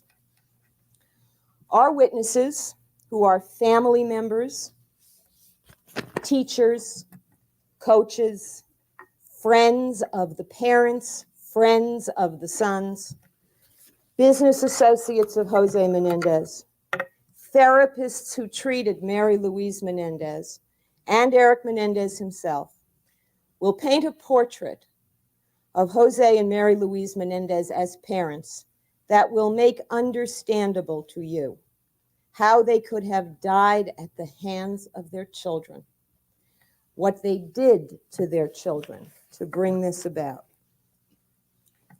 Our expert witnesses, we believe, are among the most highly credentialed professionals in the areas of research into child abuse and the evaluation and treatment of abused children.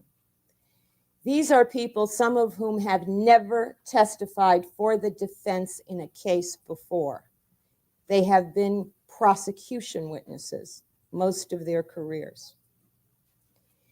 They will tell you what the effects of maltreatment are on a child, how these effects continue into adolescence and early adulthood, and most importantly, how the child shaped by abuse can be expected to react to threatening situations emanating from the abusers. They will try to teach you something that many of you may know a good deal about already, and that many of you will have only had a passing reference to. And that is what happens to the personality structure and the character structure of a child who does not get those basic things that we all know children need. And they will tell you how much worse the damage is when those children receive harmful and traumatic experiences at the hands of the people who are supposed to be nice.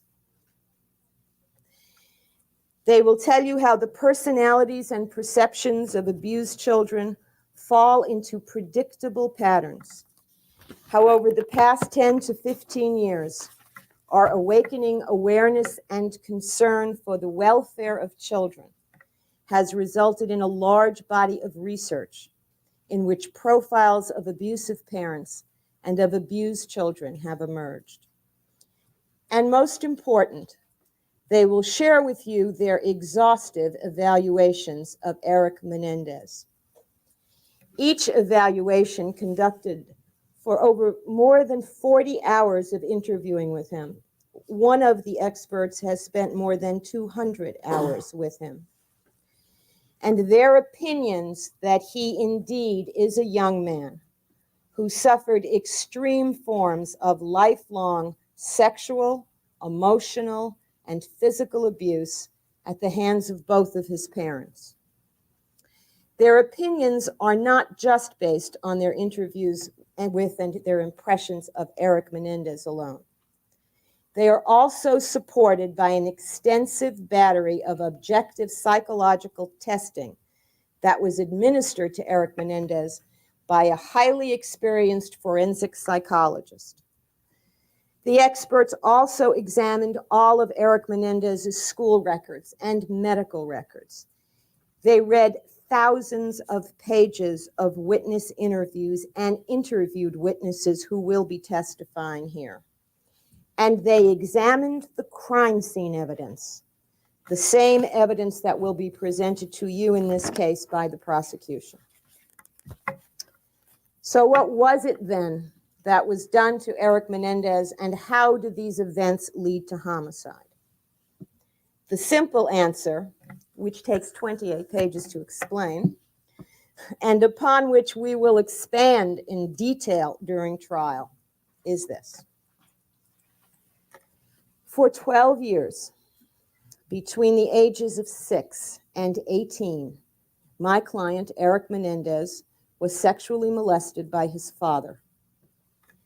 The pattern of molestation in which Jose Menendez engaged started out as inappropriate touching and arousal of his young son, and escalated in a carefully calculated pattern of grooming the child for his father's sexual gratification.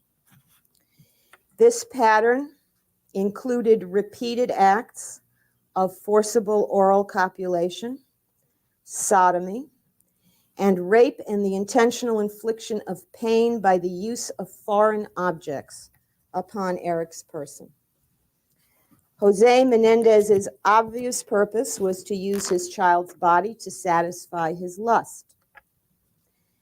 But this sexual exploitation of his young son was also part of a more pervasive characteristic of Mr. Menendez: his absolute need to control and to manipulate the people around him. Many witnesses will tell you that this was a man who enjoyed to an extraordinary degree asserting his power over those weaker than himself, especially his boys. Some of the witnesses who will testify in this case and who will support this characterization of Jose Menendez loved him in life and love him now. He was physically strong, aggressive, intense, driven, and supremely arrogant. He was a man who has been described as knowing no boundaries. Many people, adults and children alike, saw the same intimidating characteristics in him that kept his children in constant fear of his displeasure. Many also saw his intelligence, some say brilliance, and the charm he could turn on and off at will, and were unsurprised by his children's obvious adulation of him. Witnesses will tell you that Mr. Jose Menendez thought himself a superior being and indoctrinated his children into believing that he was in all respects perfect, that their family was superior to other families, that their way of life was superior to others, that being rich was all that mattered, that people who were not successful according to his terms were sheep. And he indoctrinated his children in an effort to get them to share those views. What he did get was total obedience from his sons. As our experts will tell you, Mr. Menendez, as a perpetrator of incest, was true to his aggressive, competitive, and fundamentally violent nature. As you will learn, not all incestuous parents are violent towards their victims. Yet even the children of this so-called loving corruption feared death at the hands of their violators. This is because when a child is treated as an object of an adult's sexual desires, the child senses that he is not a person to that adult, just a thing. And instinctively, the child knows that things get broken and destroyed.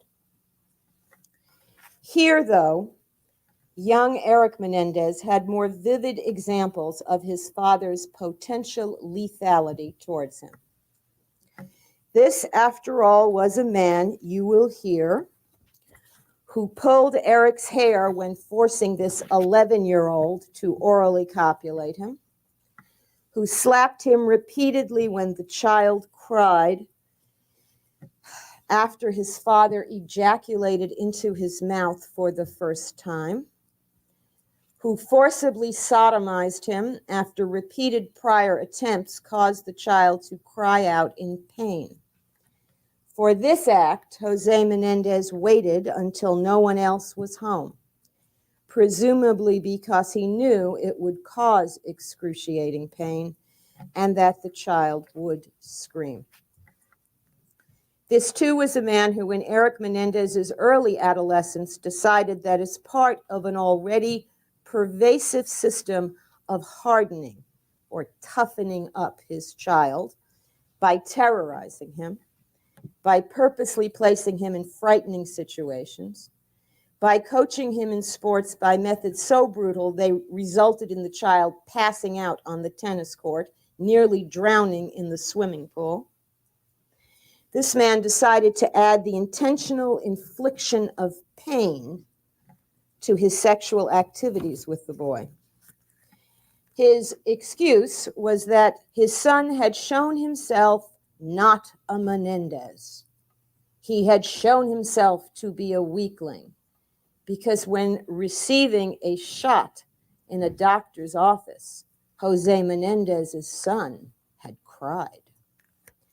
Therefore, Dad was going to make his son impervious to pain.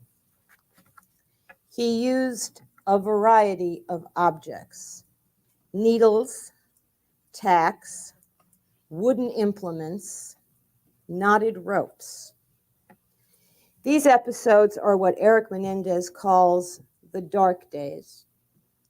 He and the experts will tell you that these dark days taught him many lessons: how not to feel physical pain, how not to think about terrible things that are happening to you while they are happening, how to hate yourself and feel yourself a coward, and how to never trust an adult, especially one who is supposed to love and care for you. Now, I'm sure that you sense that acts of incest such as these are crimes. But unlike the alleged crime that the prosecution here presents, those crimes occurred in total secrecy. No police were called. No crime scene photographs were taken. No one took Eric Menendez's part as a child to vindicate his repeated victimization. Well, let me amend that. One such crime scene, the scene of forcible sodomy and oral copulation and assault by Jose Menendez on his son, was photographed by the Beverly Hills Police Department. And you will see those photographs of Eric Menendez's bedroom in the house on Elm Drive. For these crimes did not stop in the boy's early adolescence. The molestation continued right up until the week before the homicides, right there in that bedroom on Elm Drive. And as Eric wondered as a child, you may also wonder, what of that other adult who was to love and care for him? What of his mother? While these violations by Dad are occurring over the months and years of this boy's childhood. 3 days before she died, Mary Louise Menendez admitted to her son, the son that everyone says adored her, that she knew all along of his father's molesting him. For years, Eric Menendez had suspected and then refused to believe that his mother knew. He loved his mother. He wanted desperately for her to love him. And although the evidence of such feelings towards him on her part was very slim at best, he chose to believe, he needed to believe, that however much his father may have hated him, his mother must love him in her own way. He could not tell her himself what was going on for many reasons. In the early stages of Jose Menendez's seduction of his son, which our experts will tell you is a classic pattern among incestuous males, he told the child that this was their special secret, to be shared with no one. And this younger son, so unused to any affectionate treatment from his ever-critical father, who so often compared him unfavorably with his older, smarter, stronger, and more talented brother.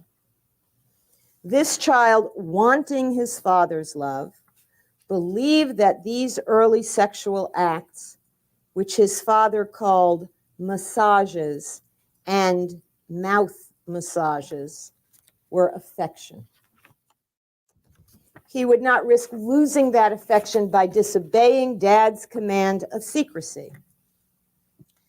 Later on, when it got ugly and violent, Eric Menendez felt that he was the one that had done something wrong. He blamed himself for what he perceived was a loss of Dad's affection and felt he had nothing to complain about. Moreover, as many people will testify, his mother seemed angry at him and his brother all the time. She had uncontrollable rages over seemingly meaningless things. She never comforted him when he was ill. Indeed, she never acknowledged that he was ill and punished him for staying home from school with physical complaints by locking him in a closet while she ran errands.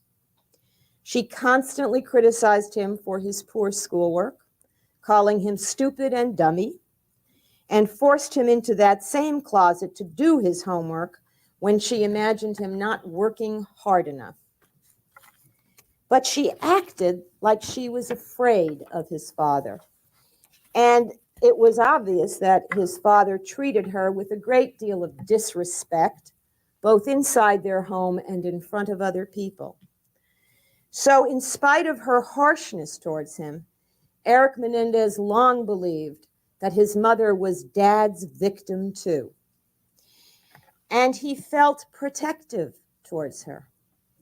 He didn't want to burden her with his problems.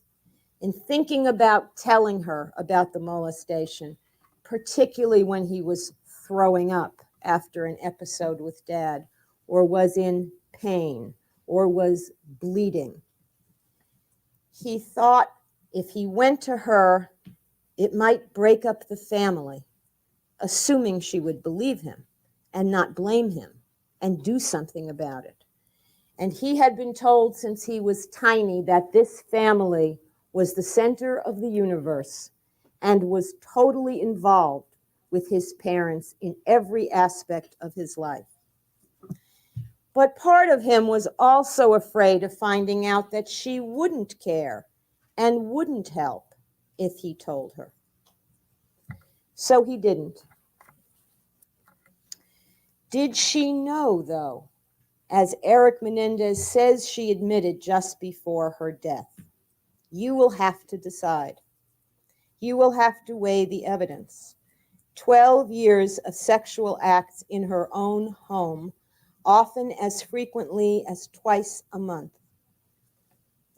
You will have to ask the question, why did she never enter her son's room when Jose Menendez was alone with him? Why did she never attend to her son when he was throwing up in the bathroom? Objection, this is argument, Your Honor. Objection sustained. Let's get back to All right. the You recitation will- of evidence rather than your comment on the evidence. This is not my comment, Your Honor. You will Okay, hear it's my testimony. observation that it is a comment. So let's go back to I'll what it reframe is. it, Your Honor.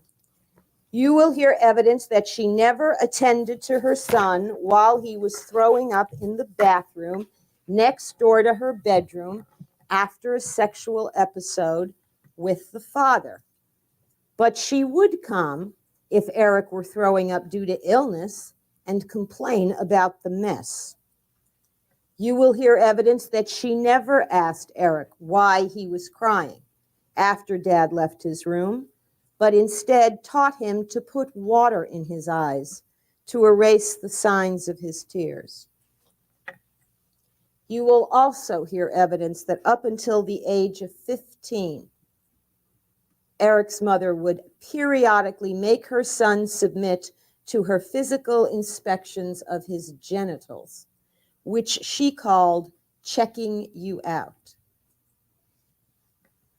Was she concealing sick and embarrassing secrets that her therapist in California believed were sexually related?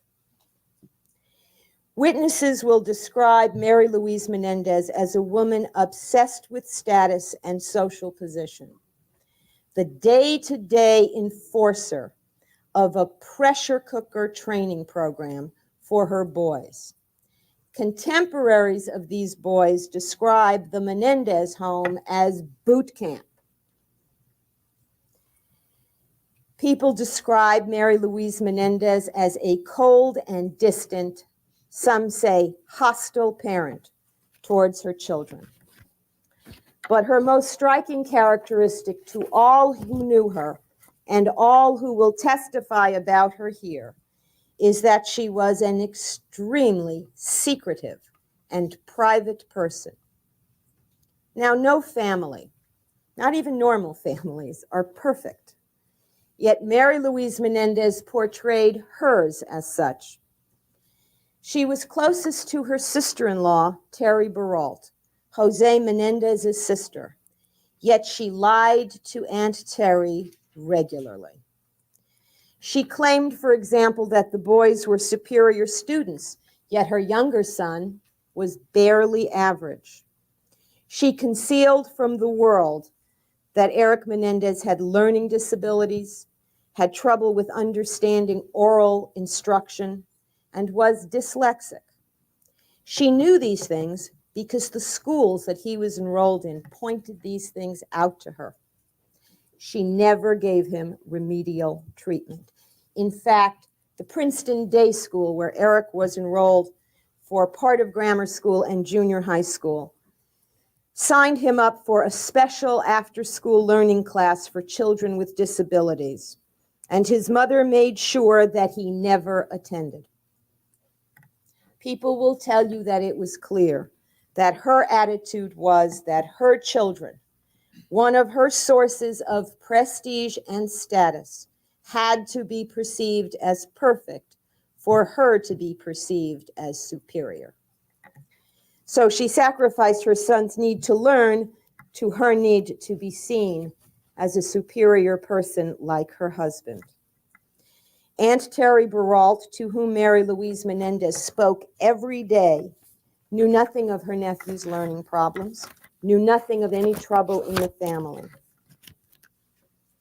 But she knew of Mary Louise Menendez's competitiveness, of her desire to raise winners, of her theory that you ignored your child's fears in order to make him tough, of her being a mother who rarely, if ever, displayed affection towards her younger son once he passed out of babyhood. As you will hear from a number of witnesses, including Eric Menendez, it was his mother who made sure that he trained for and competed in all the competitive level athletics that she and Jose Menendez pushed the children into. Swimming at 3, soccer at 6, tennis at 11. And she was as driven and as critical of less than perfect performance as was their father. With a schedule that left him no time for studying, with learning disabilities that made schoolwork difficult, she still demanded that her son pull down high grades. It did not seem to matter if he learned anything. Grades were the only measure of success. And to succeed, as that was defined in this family, meant win, win, and win. Be number one at all costs. A relative will testify that Jose Menendez's credo for success was cheat, steal, lie, but win. And since winning was all that mattered to Mrs. Menendez as well, she encouraged her children to cheat if necessary to win and participated in their cheating at school. She did much of their schoolwork herself, a fact that many of the teachers recognized.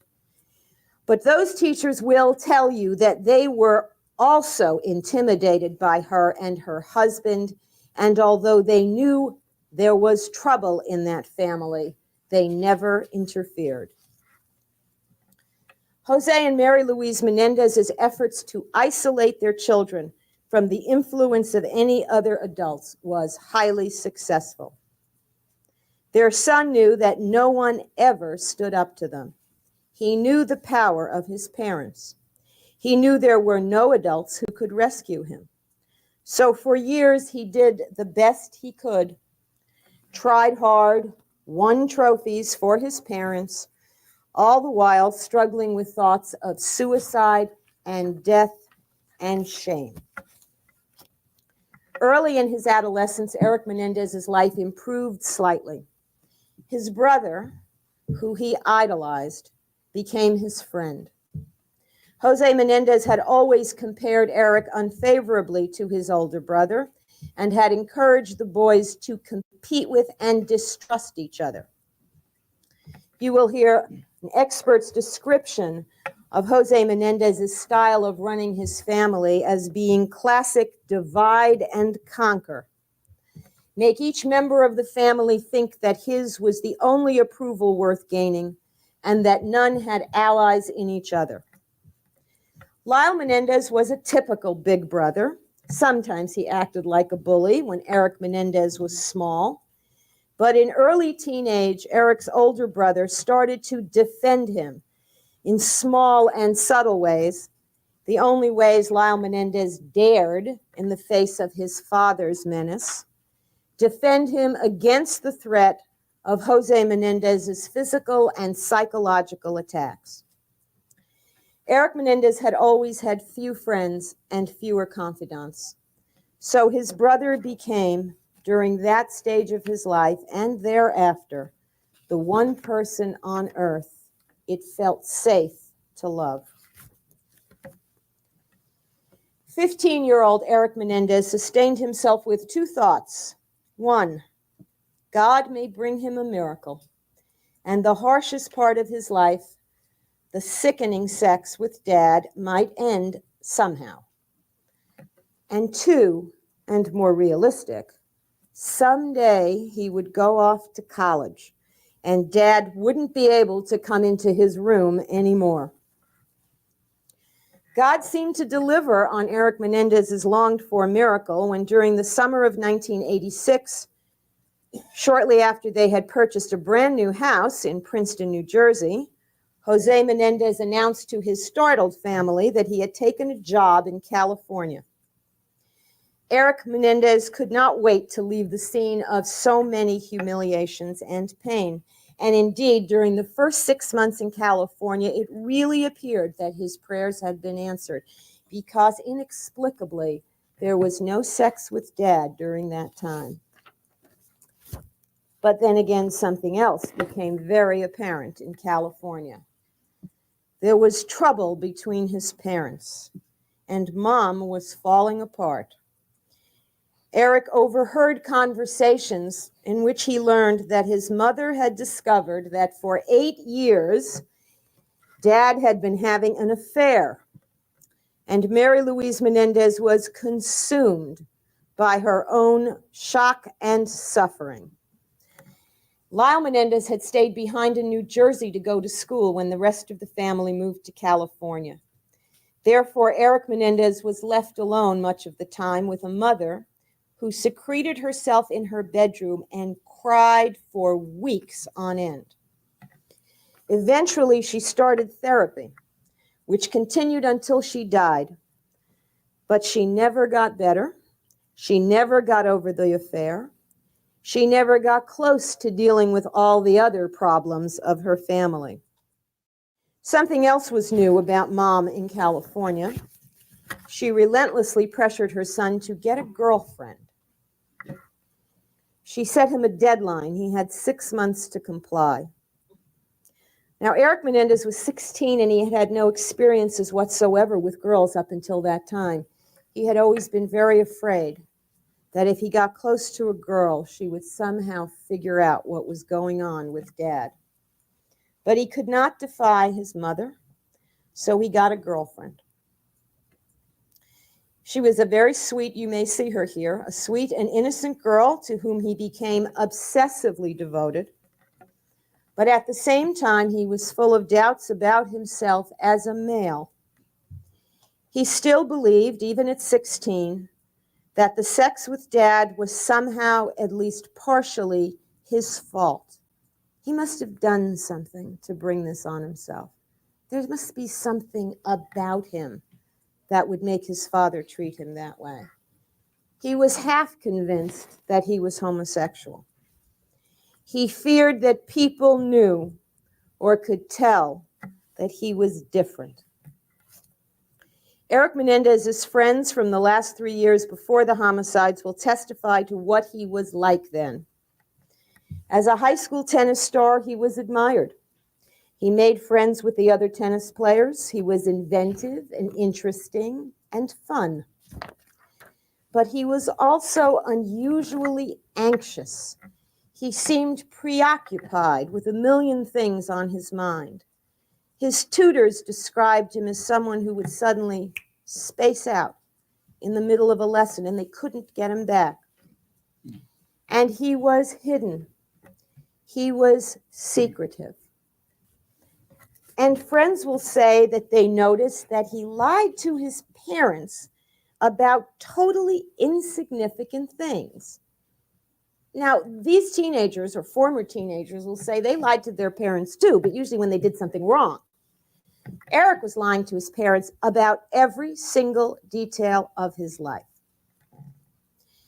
Our experts will explain to you that when you take a child whose entire life has been structured around secrets and the concealing of secrets, keeping secrets becomes a high priority. And when that child has had parents that have intruded into every aspect of his life, in fact, for the last year before the homicides, Jose and Mary Louise Menendez were tapping Eric's phone, something he did not know until they died, and he found the tapes, and with the help of one of the security guards at the Elm Drive house, he found the recording device. Well, those experts will tell you that a child who is in adolescence needs some sense of separation, some sense of privacy, some illusion of control over his life. And lying to the intruders is the most minimal but somewhat effective way of creating some sense of freedom. Eric had some very strange ideas about his parents because of their behavior and their strangeness over the years. And during that period just before the homicides, he will tell you that he genuinely believed that his mother had supernatural powers. First of all, because she often acted very strangely. And second of all, because she knew all these things that he was purposely concealing from her. Now later, of course, he learned she was tapping the phone, but at that time, he hadn't a clue. And so she seemed a very powerful and a very frightening person.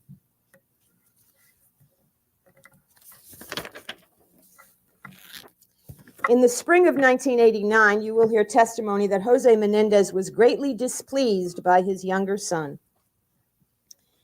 In his opinion, Eric Menendez was being rebellious.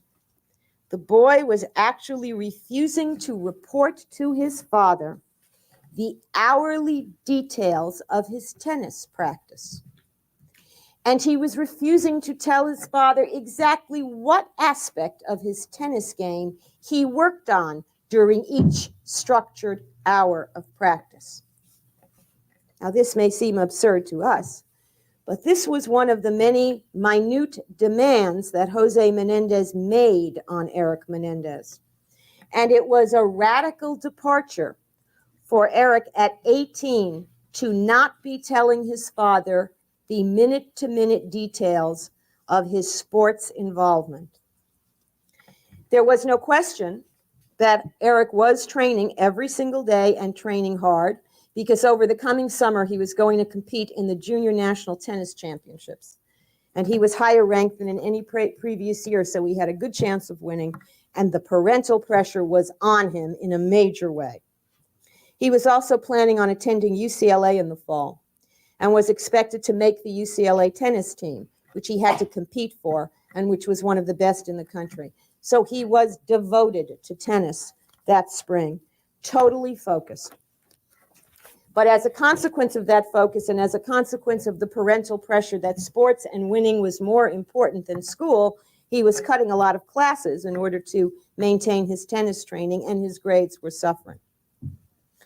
By this time, Eric will tell you that sex was used by his father mainly as a form of punishment. There was no longer any propaganda that it was normal, what the Roman soldiers did. the lies that Jose Menendez used to seduce his son when he was younger. It was clear to Eric that now the sex was a show of force and dominance and nothing else. And Eric Menendez hated himself for not being strong enough to stop it.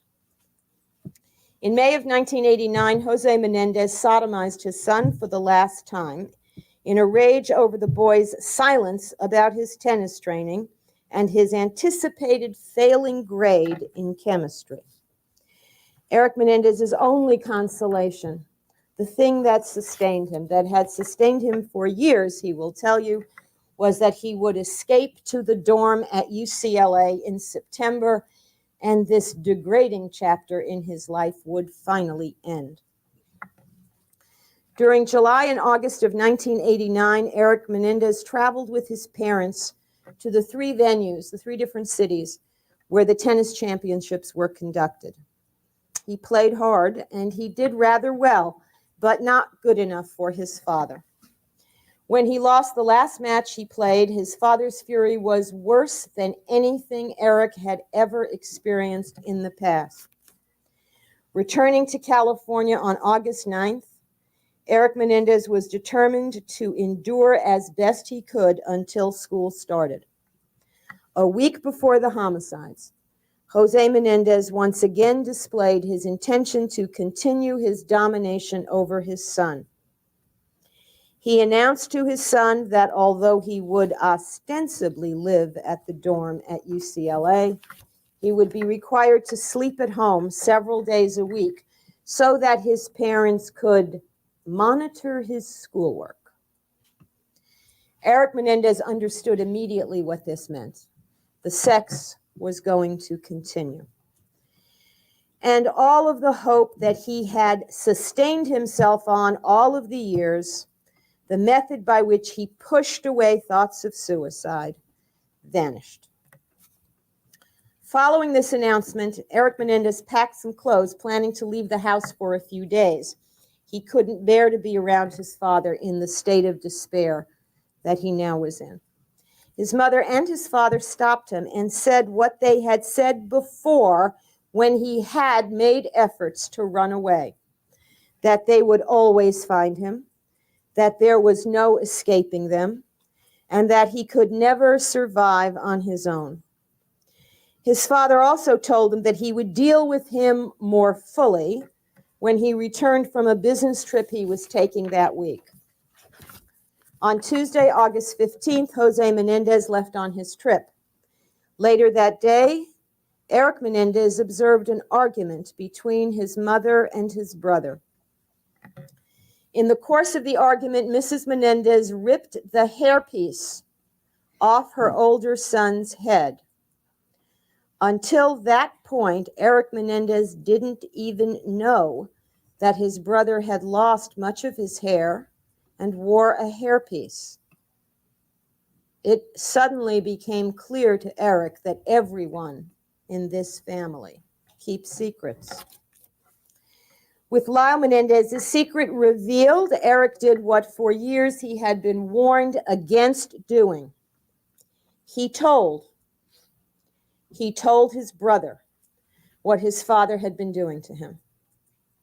And he will describe to you the details of that fateful conversation. Because what it led to was a determination on Lyle Menendez's part to come to the aid of his baby brother. The form of that aid was to be a confrontation with their father, in which Lyle Menendez was going to insist that Jose Menendez stop molesting his son and allow the brothers to leave the home and live together.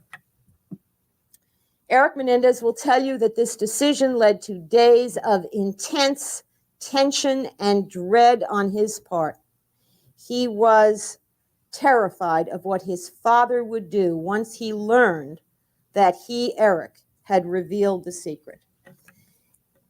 But he had such confidence in his big brother, and he wanted so much to believe that his big brother could help him, that he also had tiny moments of hope over those days. Maybe it would work. maybe he could get away. On Thursday night, Jose Menendez returned from his trip and met with his older son. The meeting was a disaster. Jose Menendez was defiant. "He is my son, and I will do what I want with him," Lyle Menendez later reported to his brother. And then let me say something about this. Our experts will testify about their experiences, which are extensive, not just with abused children, but with abusing parents. And what may sound very peculiar to us now, they will tell you is not unusual. That although most molesters deny it, when they admit it, they justify their behavior. They seem to believe they have the right, or they have the power, or the child didn't mind, or he really must have liked it. They have their own sick ways of rationalizing it. And you will hear from our experts that given Jose Menendez's entire personality and character structure, this outrageous statement fit his pattern. But worse than this outrageous statement was Jose Menendez's reaction to Lyle's threat, improvidently made, to go public with the secret if Jose didn't stop. Eric Menendez experienced his father's reaction to his brother's threat firsthand through a series of violent and hysterical confrontations between first himself and his father and then his mother. The upshot was that his father again threatened to kill him as he had in the past, and his mother, acknowledging her complicity in the molestation all along, blamed her sons for what she perceived to be her greater victimization. "I hate you, I hate you. I wish you had never been born," she said. And it was not the first time she had said that to her boys.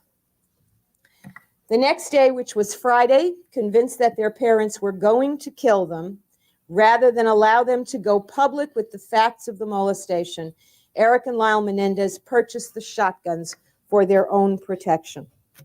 They had intended to buy handguns, which would seem to be a more useful weapon for self-defense since it wasn't so obvious, but found out, being amateurs in the firearm game, found out that you could not buy handguns on demand. You'd have to wait 2 weeks. And their fear was such, they didn't think they would be alive in 2 days, let alone 2 weeks. Eric Menendez will describe for you what the next 2 days were like. The increasing terror, the recurrent nightmares, the lack of sleep, but most importantly, and in great detail, he will describe the ominous words and actions of both parents that convinced him that their plan to eliminate their sons was in place. And on Sunday night, it appeared to him that the trap was sprung. By words and deeds, he perceived that his father and mother were about to kill him. And he reacted with pure terror, pure panic. He fired every round in his gun at them. He believed them incapable of dying. Our expert witnesses, one of whom works with the FBI on the analysis of crime scene evidence and the profiling of sociopathic killers, will describe this crime scene as a classic example of the overkill one sees when frightened and powerless people kill those they fear and perceive as all-powerful. The crime scene of abused children who kill their abusers out of fear. Mr. Kuriyama has talked to you about perfect crime. That information comes from L. Jerome Oziel. It will be for you as a jury to decide whether anything about this crime was perfect at all. I am mindful of the fact, however, that the prosecution is relying very heavily in this case on the testimony of L. Jerome Oziel. Argumentative, Your Honor.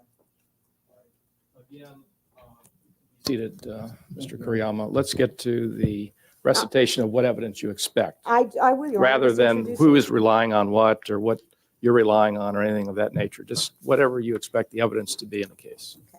Dr. Oziel, as the prosecution refers to him, to support their theory of why these killings occurred.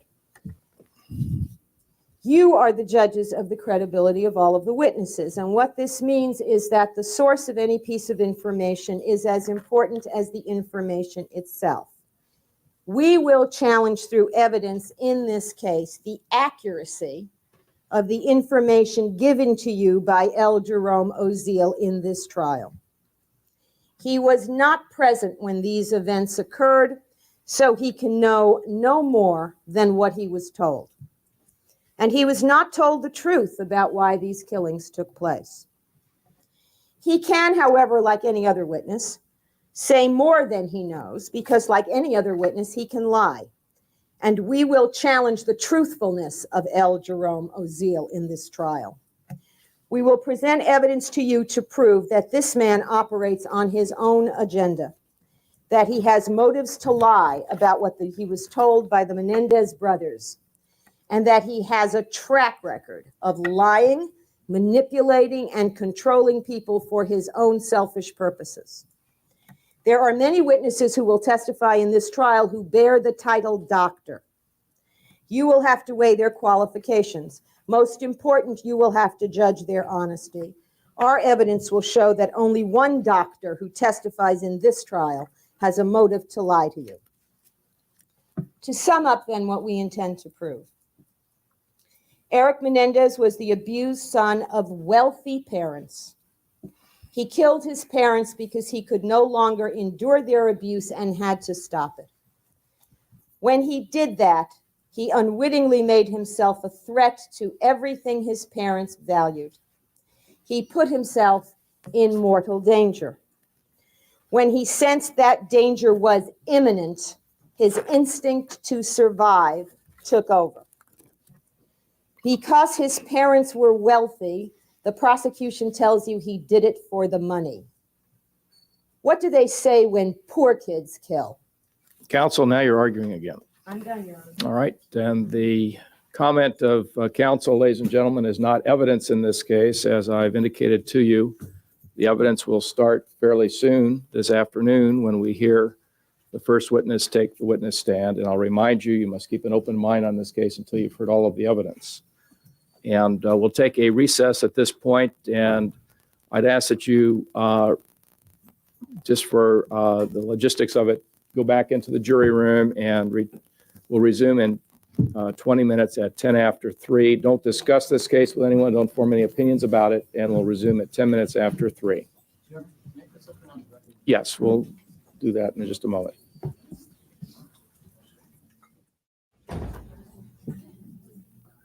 The jury has left, and Mr. Kuriyama, you wanted to put something on record. Yes, Your Honor. With respect to the pretrial motions on the screenplay evidence, the court had ruled previously that the first 2 pages of the initial screenplay were admissible. No, that ruling was deferred until we heard from Signorelli as to how that was written. And there was a ruling that the second screenplay was not admissible because it had all sorts of extraneous matter in it. And we would hear from Mr. Signorelli regarding the first screenplay as to how it was prepared before the court made a final decision on that. And since he was not available, we had to wait until his testimony or a hearing outside the presence of the jury regarding that. All right, the court will take a recess, but before we do that, there is a matter regarding photographs that counsel has presented to the court. And the prosecution indicated that you intended to use one photograph today. Yes, that's correct. All right, and that is in relationship to which witness? Officer Butkus. All right, and that photograph has been presented to me, as well as all the other photographs of the crime scene and coroner photographs. And what is the objection by the defense to this photograph? All right, you may approach the clerk and look at it. Did you wish to articulate your objection, Mr. Burt? Well, I haven't heard enough by the prosecution as to the relevancy of the photograph. I understand the general gist that the police officer will describe what he observed when he entered the residence. So in light of that description, I think the probative value of that photograph is outweighed by the obvious interpretation. All right, well, it certainly seems to be a photograph depicting the crime scene. What is the position of the co-defendant? Well, Your Honor, there are lots of other photographs depicting the crime scene that aren't as close and aren't as bloody.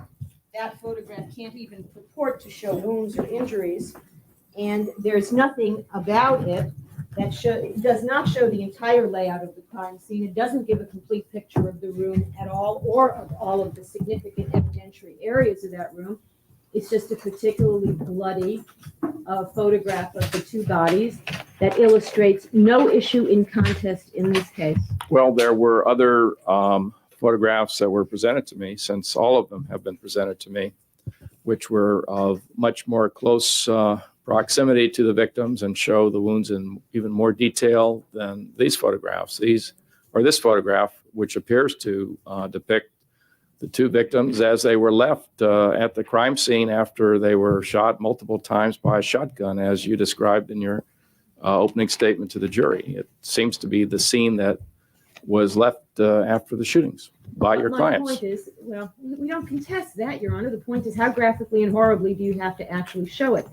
And my point is, there are other photographs that also show the victims in situ, where they were left, as the court puts it, that aren't as gruesome. And if the only purpose is to show where they were in the room, a shot from farther back shows that much better. So that doesn't really seem to be the purpose. It's not close enough to show wounds, and it's not far back enough to really give the perspective on the scene, particularly since it shows no relationship between the bodies and the doors and the entrances. So I have to assume its only purpose is to inflame, and I can assure the court that that's what it will do. All right, what is the people's position as far as why you're offering this photograph? Well, Your Honor, I think there's going to be a dispute as to precisely the nature of this crime. The defense is claiming self-defense. We're claiming a murder by means of lying in wait. I submitted a motion quite a while ago citing a plethora of Supreme Court opinions which say that these photographs are admissible to explain the testimony of the autopsy surgeon, to explain what happened, to explain malice, to explain all of the elements that the people need to prove in this case. We are trying to prove that this murder was perpetrated by lying in wait. The victims were taken unawares. The positioning of the bodies within the room indicates that. And it seems to me that out of all the photographs that we have, this photograph best sums up the crime scene that night. I'm also made aware of the fact that the defense has offered an expert and that there's going to be dispute as to how many rounds were fired that night. And because of that, I think that we are going to have extensive testimony about the wounds and how the wounds could have been inflicted by one round versus two rounds. And so I think this is just the beginning of many photographs that are going to be necessary to prove the case. Well, let me inquire, the photographs that you presented to me, are those all of the photographs of the crime scene, or are there others that... Your Honor, there are many, many photographs of the crime scene. The ones that have been blown up are not the exhaustive group of photographs. There are others, but they're basically the same genre. Now, the court may notice that some of those photographs, especially one of Mrs. Menendez lying on her back, were particularly bloody and awful. But I'm not intending on using all of the photographs that the court has.